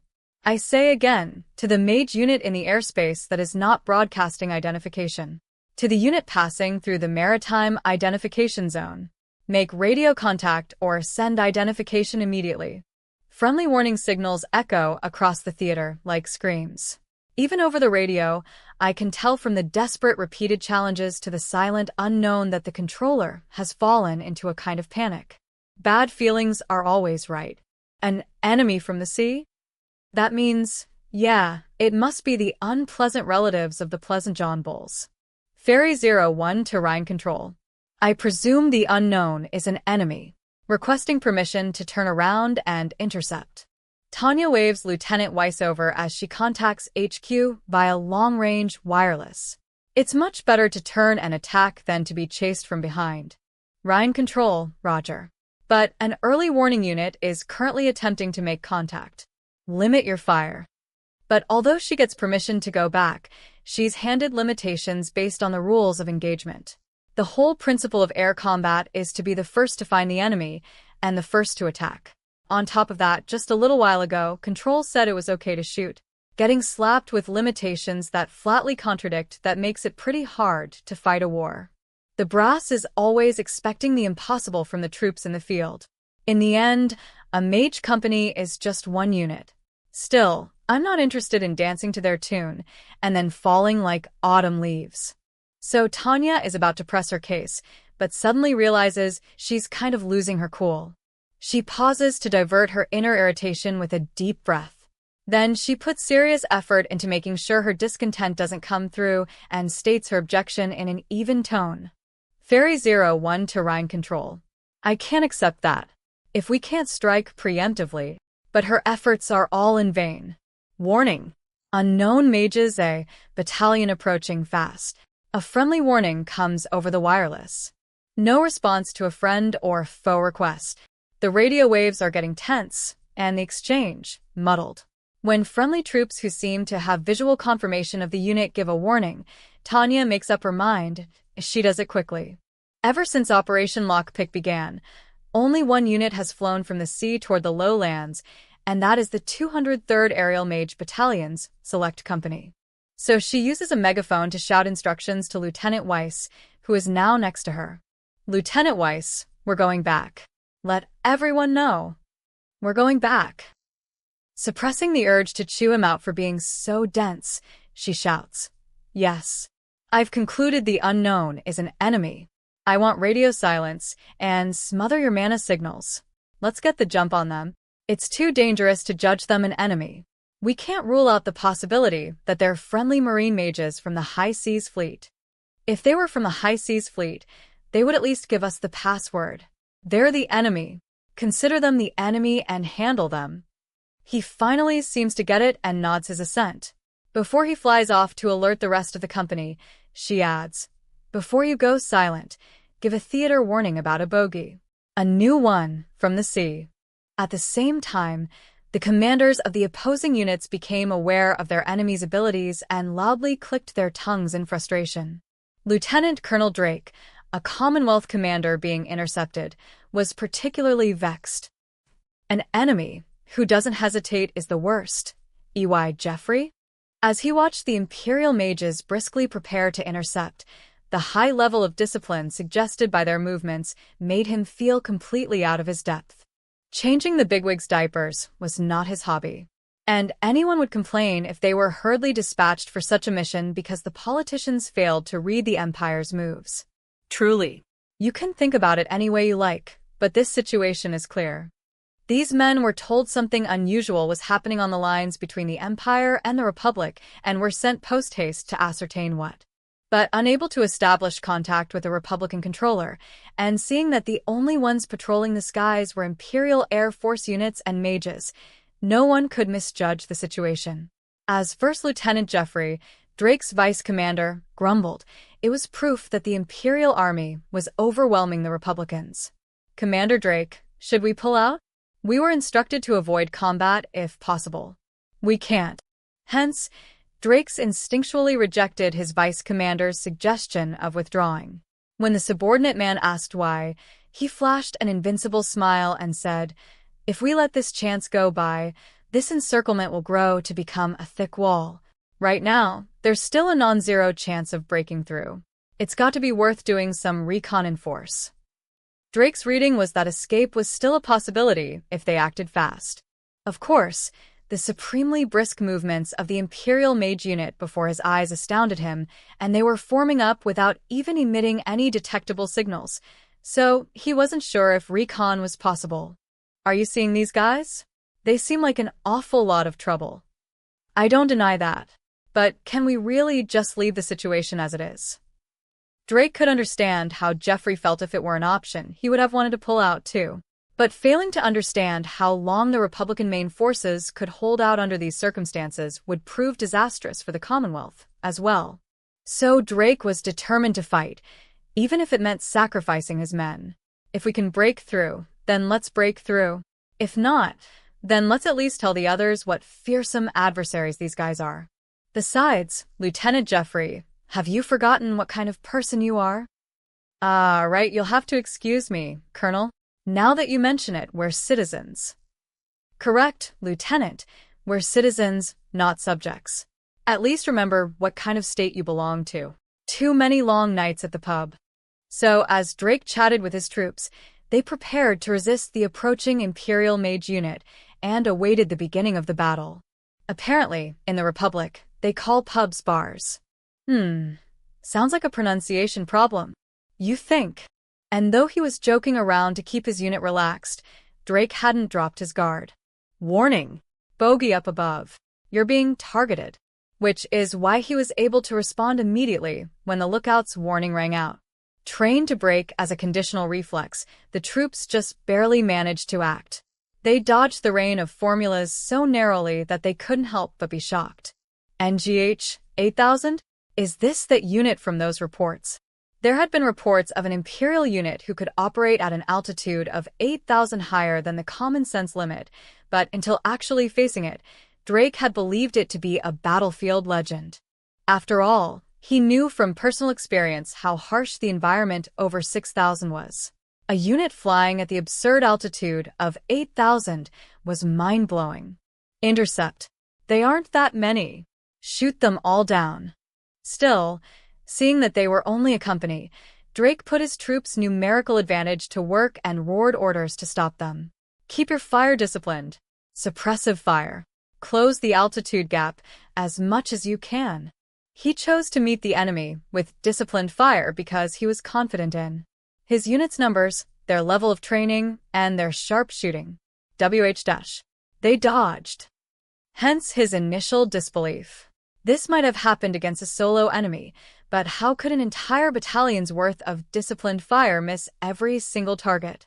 Drake returned to himself amid the shocked moans of his men, of all the and thundered out orders to prepare for a counterattack, but he was just a smidge late. Lieutenant Hawkins is hit. Shit, someone cover him. He hated hearing the reports of who was shot and the agonized groans coming over the radio. The only thing he could be happy about in this situation was that no one was down. They're even tougher than the rumors say. Don't take them lightly, they aren't some kind of tall tale. Geez, I can't believe that crazy story was true, goddammit. It wasn't just some phantom the Entente Alliance and Republic cowards conjured up.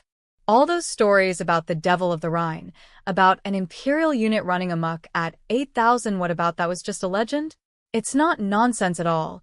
They're actually an elite, terrible enemy unit that we've been underestimating. What were the intelligence analysts doing, those freeloaders? NGH. We're getting out of here. Slowing them down and collecting intel isn't worth any further risk.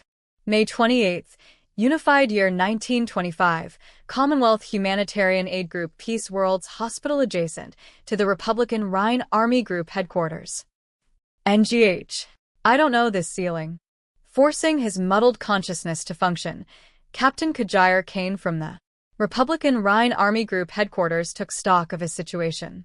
Okay, here he is, thought John as he casually pushed the nurse call button. He was being considerate because Kane had to be totally fatigued. He must be on a potent drug, some kind of long-acting sedative. Well, that's probably the kindest thing to do for a man who is half dead from horrible burns and carbon monoxide poisoning, rather than letting him thrash around. Anyhow, as long as I can talk to him, that's fine. I should just ask what I need to ask.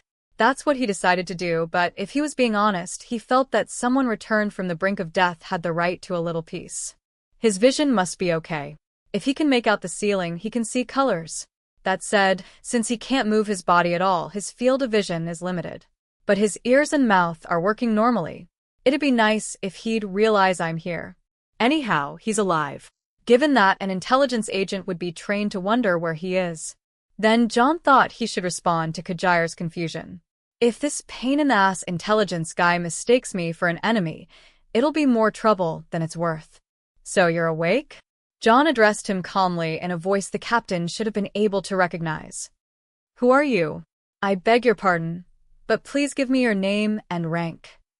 John didn't expect to be asked that, but he couldn't fault the fellow for following procedure.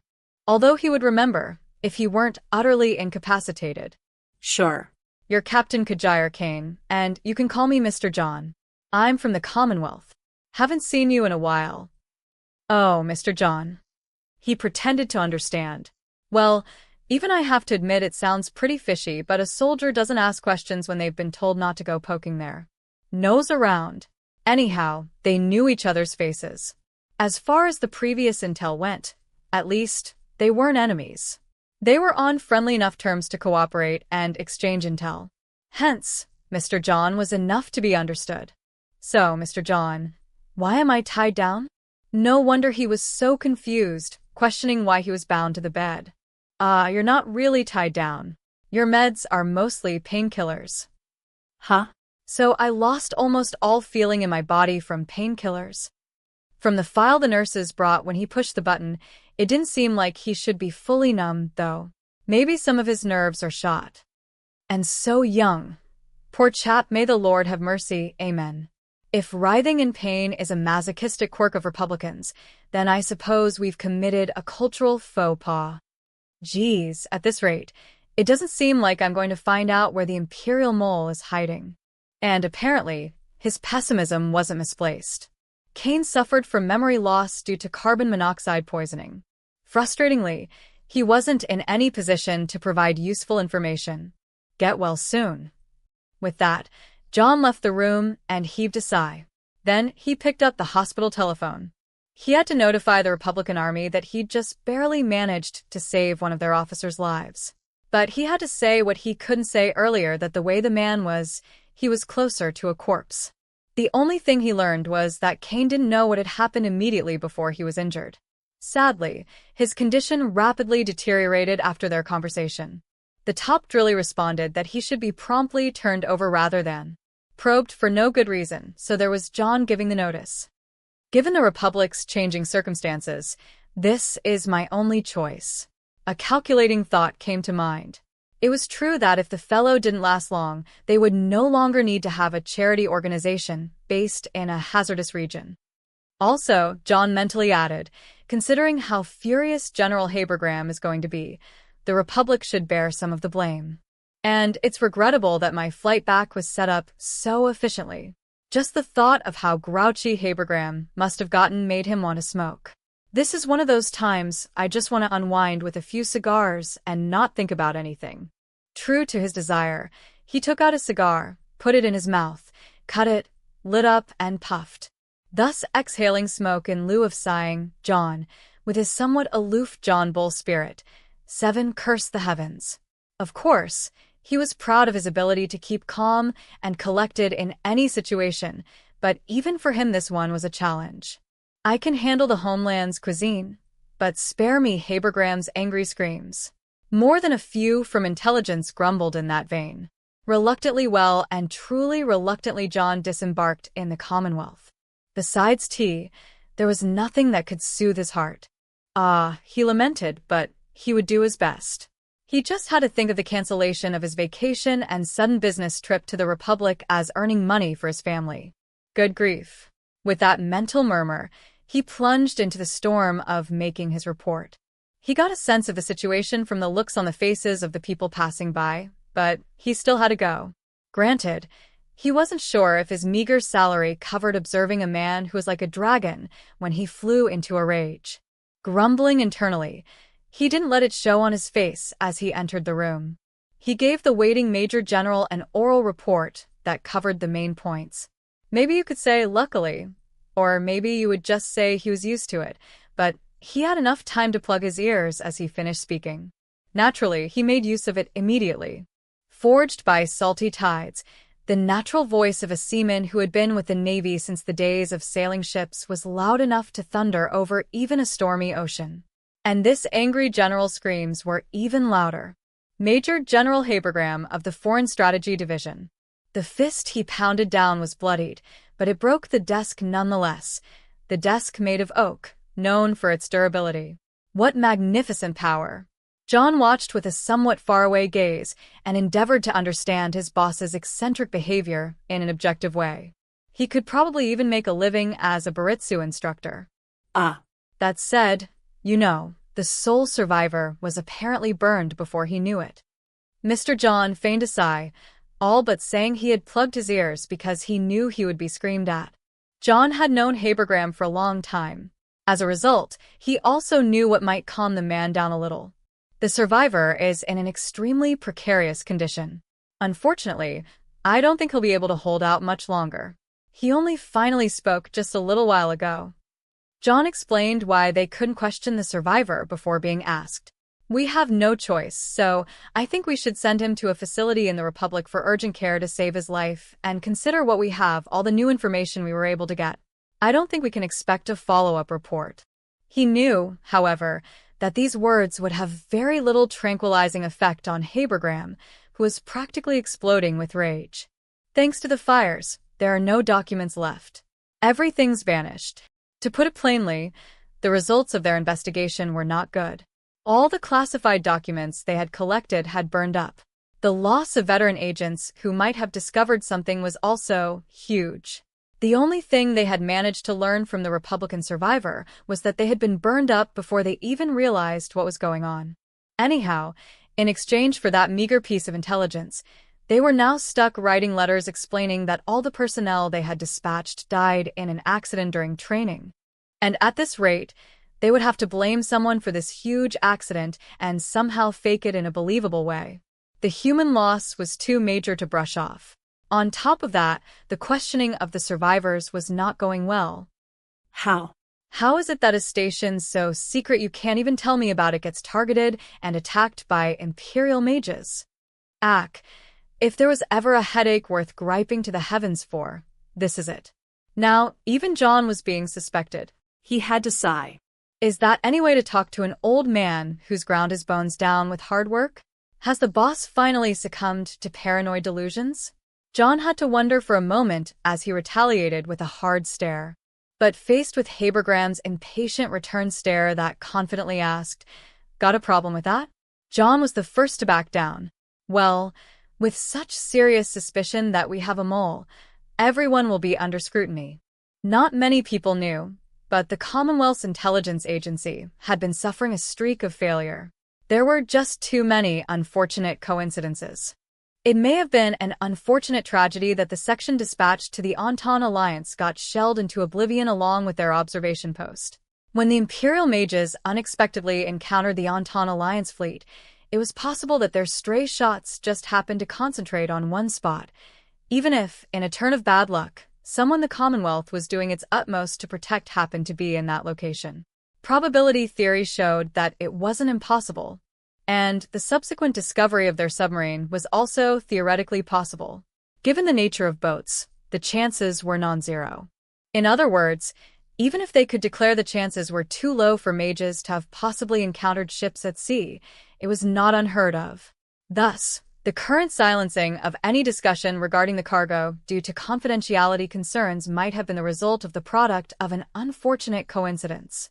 So yes, one could argue those cases were bad luck, despite the astronomical odds. Then this happened. When people voiced suspicions that perhaps it wasn't a coincidence, that it could have been a leak, an investigation was only a matter of course. Naturally, in order to conduct such an investigation, it was necessary to keep secrets. So the Commonwealth's intelligence cooperated in utmost secret with the Republic's intelligence agency. The secret facility, where they worked together, was extremely well protected. Of all the things that could happen in the great big world, perhaps Imperial mages just happening to also attack that facility during an assault on headquarters was just one more possibility. Well, coincidences are just horrible enough that it wouldn't be strange to discover a mole in the Commonwealth. There John stopped thinking. Frankly, what they needed was a realistic plan of action, not idle speculation. It may have been an unbelievable story, but if it was a coincidence, he had to prove it as such, or the specter of suspicion would torment him forever. If it wasn't a coincidence, there had to be an awfully big mole scrabbling around. If that was the truth, he had to shine a light on it and drag it out. Well, all we can do is make an inquiry. But we've done that several times. Maybe moles can burrow unexpectedly deep. Should we look even if we have to dig? John adjusted his appraisal of the spy. I'll see what I can find. It's a bother, but maybe I should shake down the Home Office, too. He revised his plans in his head. If he was looking for a mole, he had to consider the possibility of leaks from other departments, too. Sadly, he didn't have much time. The collapse of the Rhine front was coming. All military specialists agreed. Incidentally, Mr. John didn't have any issue with that judgment either. It was more about whether he had time for a leisurely mole hunt or not. John was the type who knew his limits. In other words, when something was impossible, he thought, yeah, this is probably impossible. June 18th, Unified Year 1925, over the outskirts of Parisi. If I must confess my emotions at this moment, honestly, I'm feeling absolutely refreshed. Good morning. Or perhaps hello? Good night? I'm not sure which greeting is appropriate, but I'm not averse to wishing everyone good day with a smile. On the contrary, I'll smile and send a greeting to not only the people of our beloved empire, but everyone in the whole world straight from the imperial Rhine lines where we continue mopping up enemy. Yes, thinks Tanya, relaxing her lips into a gracious smile and recalling the moment they crossed the wasteland below. That is what used to be the Rhine front. The abundant greenery, the brooks that used to be resting places, all shelled into nothing. Nothing but the desolate remnants of trenches remain. I was here with my fellow soldiers, and some of them are here still, their bleached skeletons buried beneath the earth. After crossing that bony soil, luring in the main forces of the Republican Army, and then encircling and annihilating them, there is nothing to stop us on the road to Parisi. Yes, we're advancing on the escargos Parisi. Now that ending the war with our own hands is more than just a dream, the scenery is so wonderful it makes me want to praise the Reich, crown of the world. Was this as expected? Or was it strange that there was no resistance?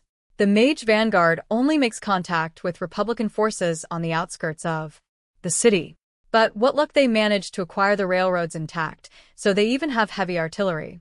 That makes the advance a bit sluggish, but all the officers of the Imperial Army, including Tanya, believe that the attack will continue unhindered and that the capture of the city is only a matter of time.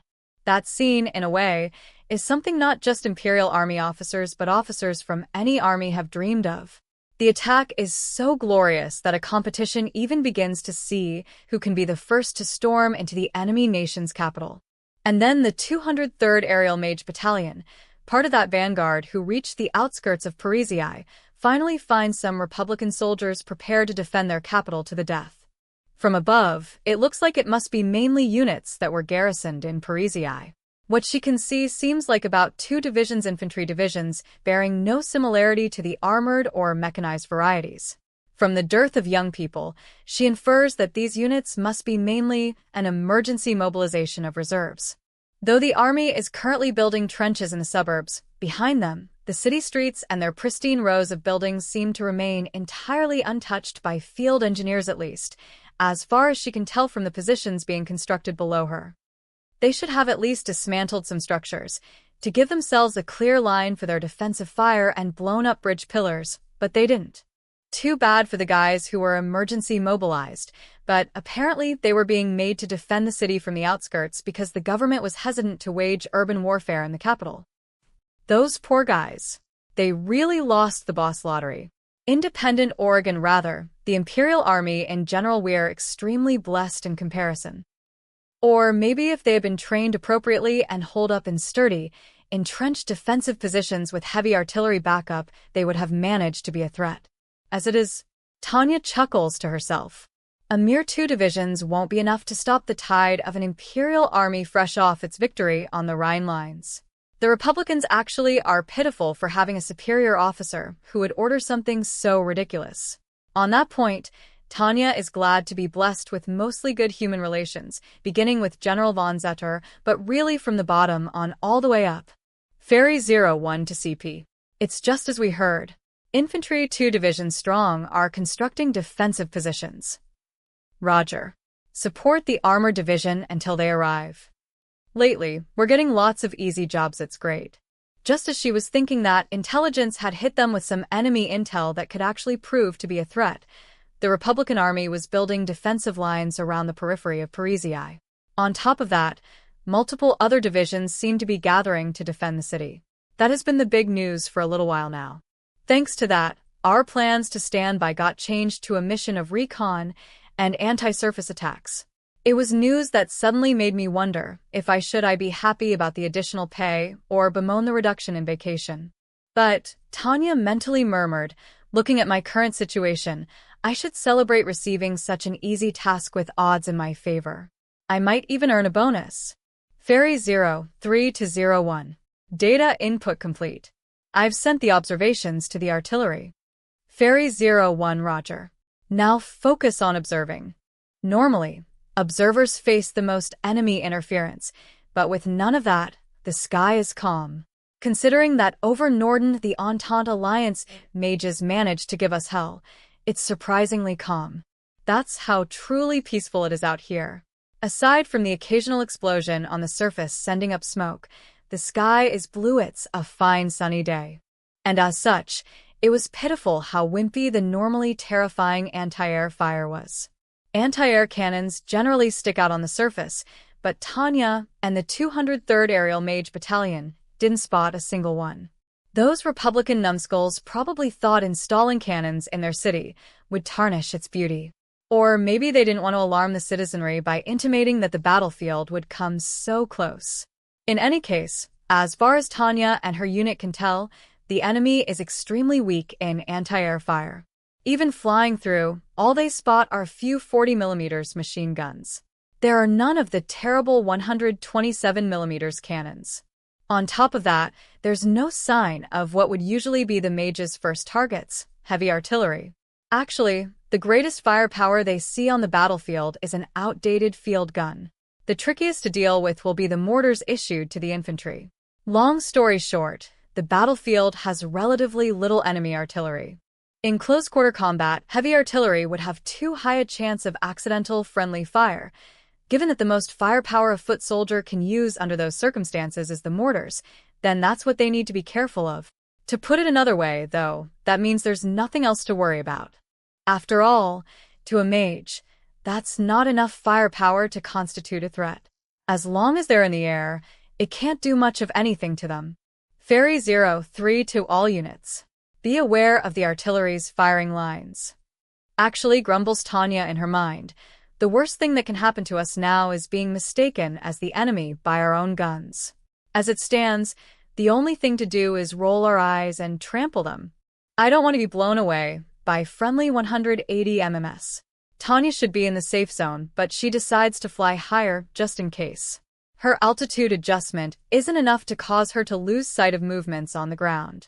Luckily, visibility is great. There are hardly any clouds. I'll just enjoy my view of the Imperial mages forged on the Rhine lines firing away at the Republicans and their 80mm field guns. The range of a 180mm is very different from an 80mm, so I'm sure things will develop in a one-sided way. We have them literally outranged. That should make this quite easy. Since we're on an anti-surface strike mission, not a bombing mission, we're heavily armored, which weighs us down a bit, but this is just one of those times you have to bear it. To be safe, we assumed the dregs of the Republican Army's mages would intercept, so if spotting artillery fire was too dangerous, the plan was to throw a ton of grenades on the ground troops' heads and move in for a hand-to-hand fight. So we loaded up on potato mashers, but now the artillery is going to handle the ground forces, so we have no use for them. That said, I can't cast off ammunitions bought with the nation's money just because they're heavy, although maybe I could make the excuse that I needed to be lighter in case of hand-to-hand combat with enemy mages. Ultimately, since no enemy mages appear, there's nothing to do but observe for the artillery carrying all this heavy stuff. So, did General von Ruttersdorf misread the situation? Ferry 01 to HQ. We've acquired the designated airspace. No resistance. No enemy mages in sight. Yes, the Imperial Army has been advancing smoothly, but if we can really march right into Parisii with no resistance, something is off. Well, but there is some resistance.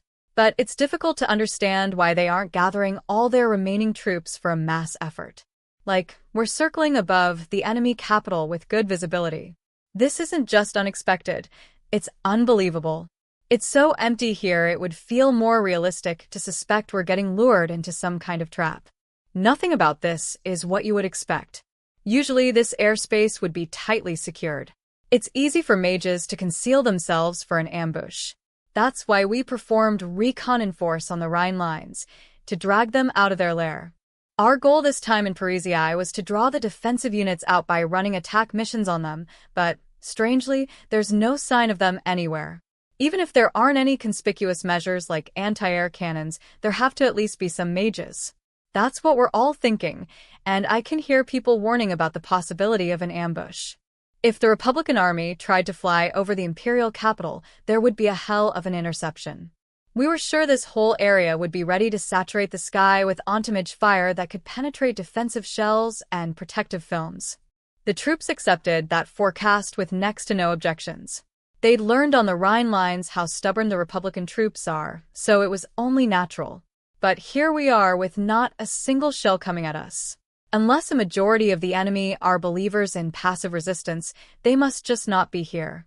In that case, it starts to feel like we really took out the Republic, but at the same time, a total lack of anti-air fire is kind of eerie. Are there a bunch of characters loyal to their duty holed up somewhere, waiting to blow themselves up to take us with them?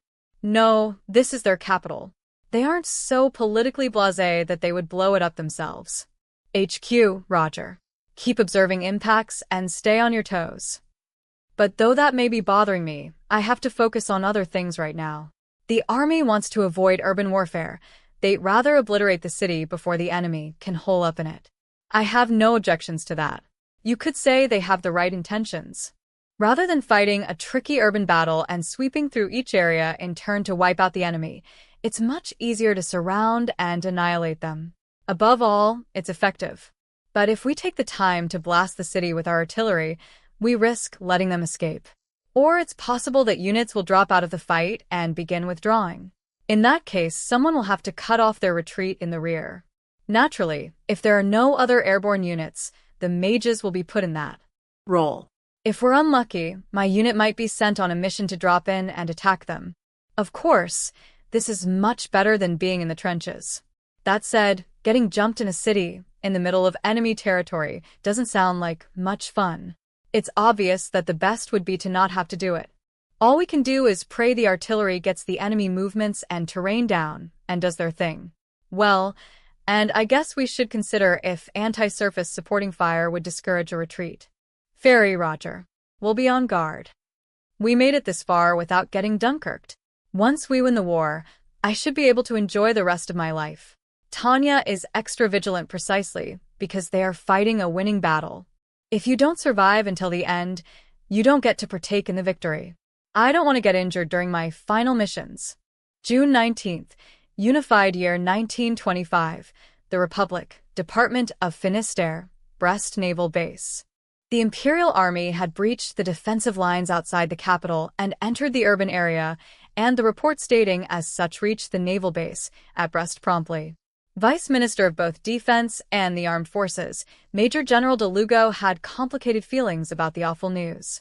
Though he had been expecting the notice, to actually get it was incredibly irritating. He was the one who had drafted the plan for just this sort of scenario, but he had only done so shamefully, weeping inside. A plan to withdraw from the continent. No other job in his life was so humiliating as drawing up this plan. Major General de Lugo had walked the path of light during his time as a proud Republican soldier, and now he felt utterly disgraced. Even more than that, however, he was filled with anger. So many soldiers, his brothers, had died believing in the glory of the Republic. It was because of their voluntary efforts that they had been able to draw the Imperial Army's attention to the capital. He knew that the time they were giving their all to buy would do more than anything else to keep the pulse of the Republic beating, so he couldn't waste a moment of it. But as a Republican soldier, he couldn't help but feel disheartened. Shouldn't I be there lined up with my brothers in arms? The conflict plagued him. As a commander, though, he knew he had to lock those feelings up deep inside. Everyone was carrying the same burden, which was precisely why he couldn't undermine the importance of fighting through. He had managed to gather all the ships he could at the Brest naval base in the Department of Finistère without the Empire noticing. To make the most of the opportunity, they were departing packed full of heavy armaments and resources, from the common to the scarce, in addition to many soldiers. The land and people they were meant to protect they left behind. The collapse of the Republican Rhine Army Group was more than the fall of a mere army group. It meant the Republic's home army had been virtually annihilated.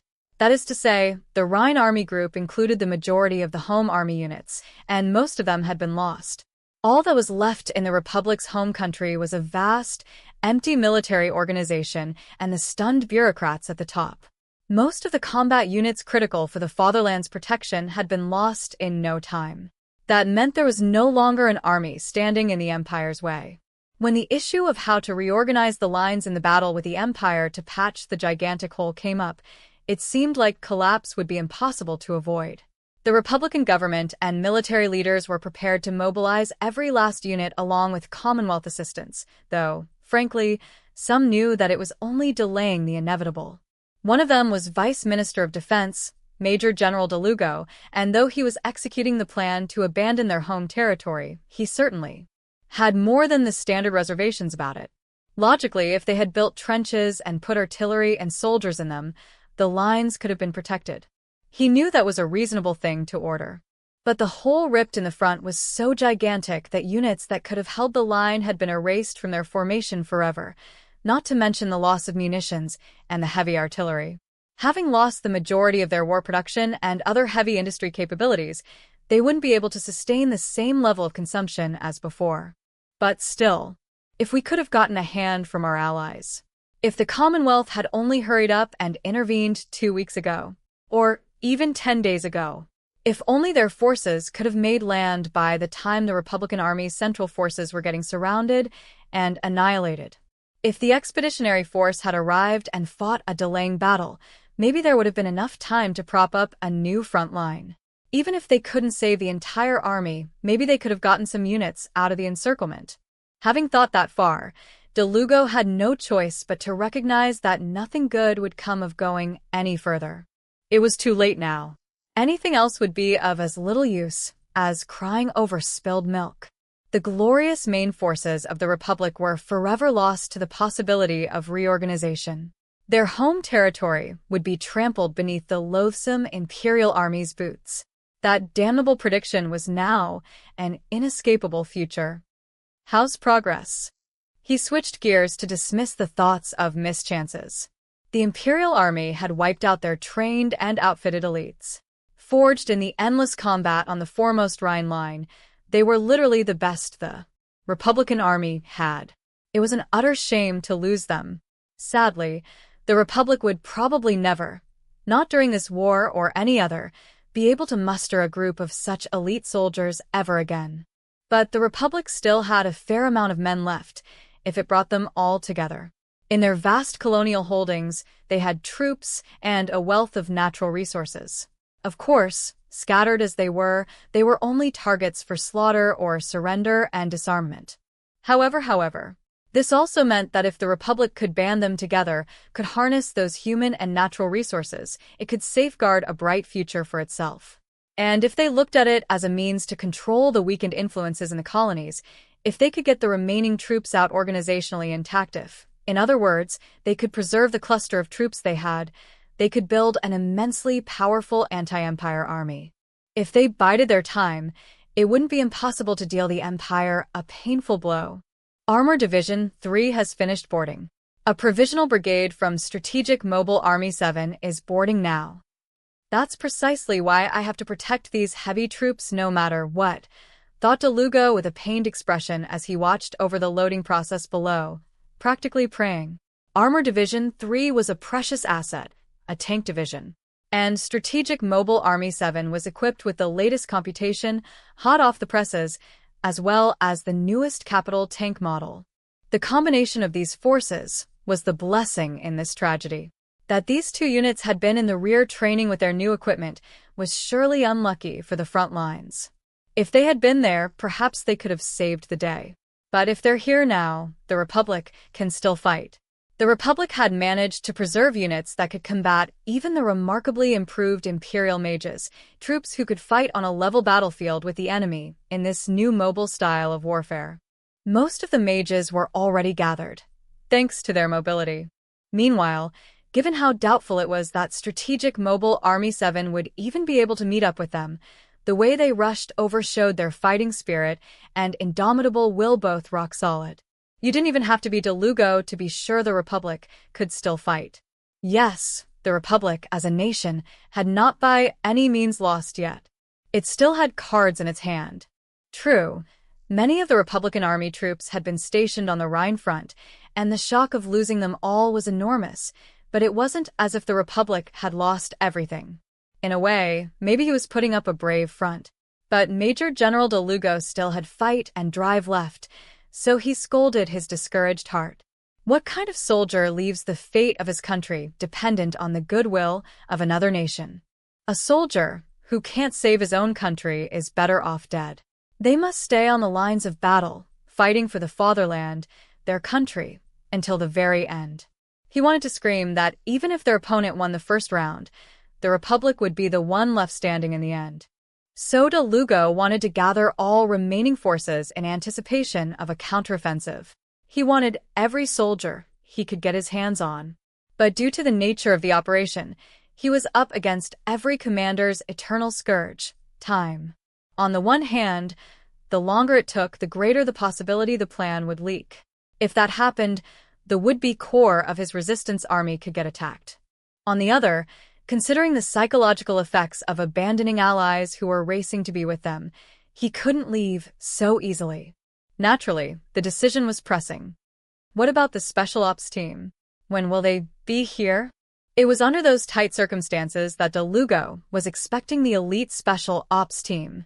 They were a group of mages created to carry out special missions. General de Lugo expected the strength and experience of Lieutenant Colonel Vianto and the others who survived Irene to be a huge help. The general staff knew, too, that if those mages managed to join up with the others, the number of options they had would increase dramatically. But it was true that waiting posed a risk. Their estimated arrival is in about 10 hours. Since they're coming from Parisi, however, it's possible they're being pursued.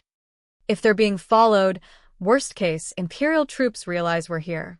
If they do, all our work so far will be for nothing. That was a fearsome possibility. Under their current circumstances, that would be unacceptable. Should we abandon them? Some of the staff, especially officers of the fleet, were of that opinion. We'll leave in 10 hours. Mages should be able to catch up to us over the water, right? For now, load as much as we can in that time. Understood. But de Lugo decided to wait right up to the last second. He was making a gamble, pushing both cargo space and time to their limits. Yes, it was high risk, but those mages were a valuable asset. If they could manage to accommodate them, it would absolutely boost the Resistance's firepower later on. More importantly, what about the route? The latest check-in from Escort Fleet 2 says it's all green. And most crucial of all, luckily, the sea was still free of Imperial influence. The Imperial Navy was confident they had suppressed the Republican Navy, but that was just barely true under a limited set of circumstances. They still had enough muscle left to show the Empire that attacking head-on wasn't the only way a navy could do battle. Furthermore, the Imperial Navy, with their objective of putting a check on the Commonwealth and Republican navies, tended to fall into the fleet in being pattern of thinking. It was hard to imagine them coming out for a decisive battle. After all, with the Commonwealth's navy on his side, it was de Lugo and allies who would prevail. The Imperial military didn't seem to have much strategic flexibility. Telegram from Independent Submarine Squad 14. No contact. The route is clear. They were lucky that the Imperial Army hadn't caught on. There was no way ships full of supplies would be allowed to escape if they were detected. For now, at least, there was no sign of interference. Given the way the Imperial troops did things, it could very well be a while before they realized. Of course, once the escape operation was underway, they would figure it out. He was sure their pursuit would be fierce. So they only had one chance. He was betting the future of the fatherland on this one venture. The moment the ceasefire was called, that was their chance.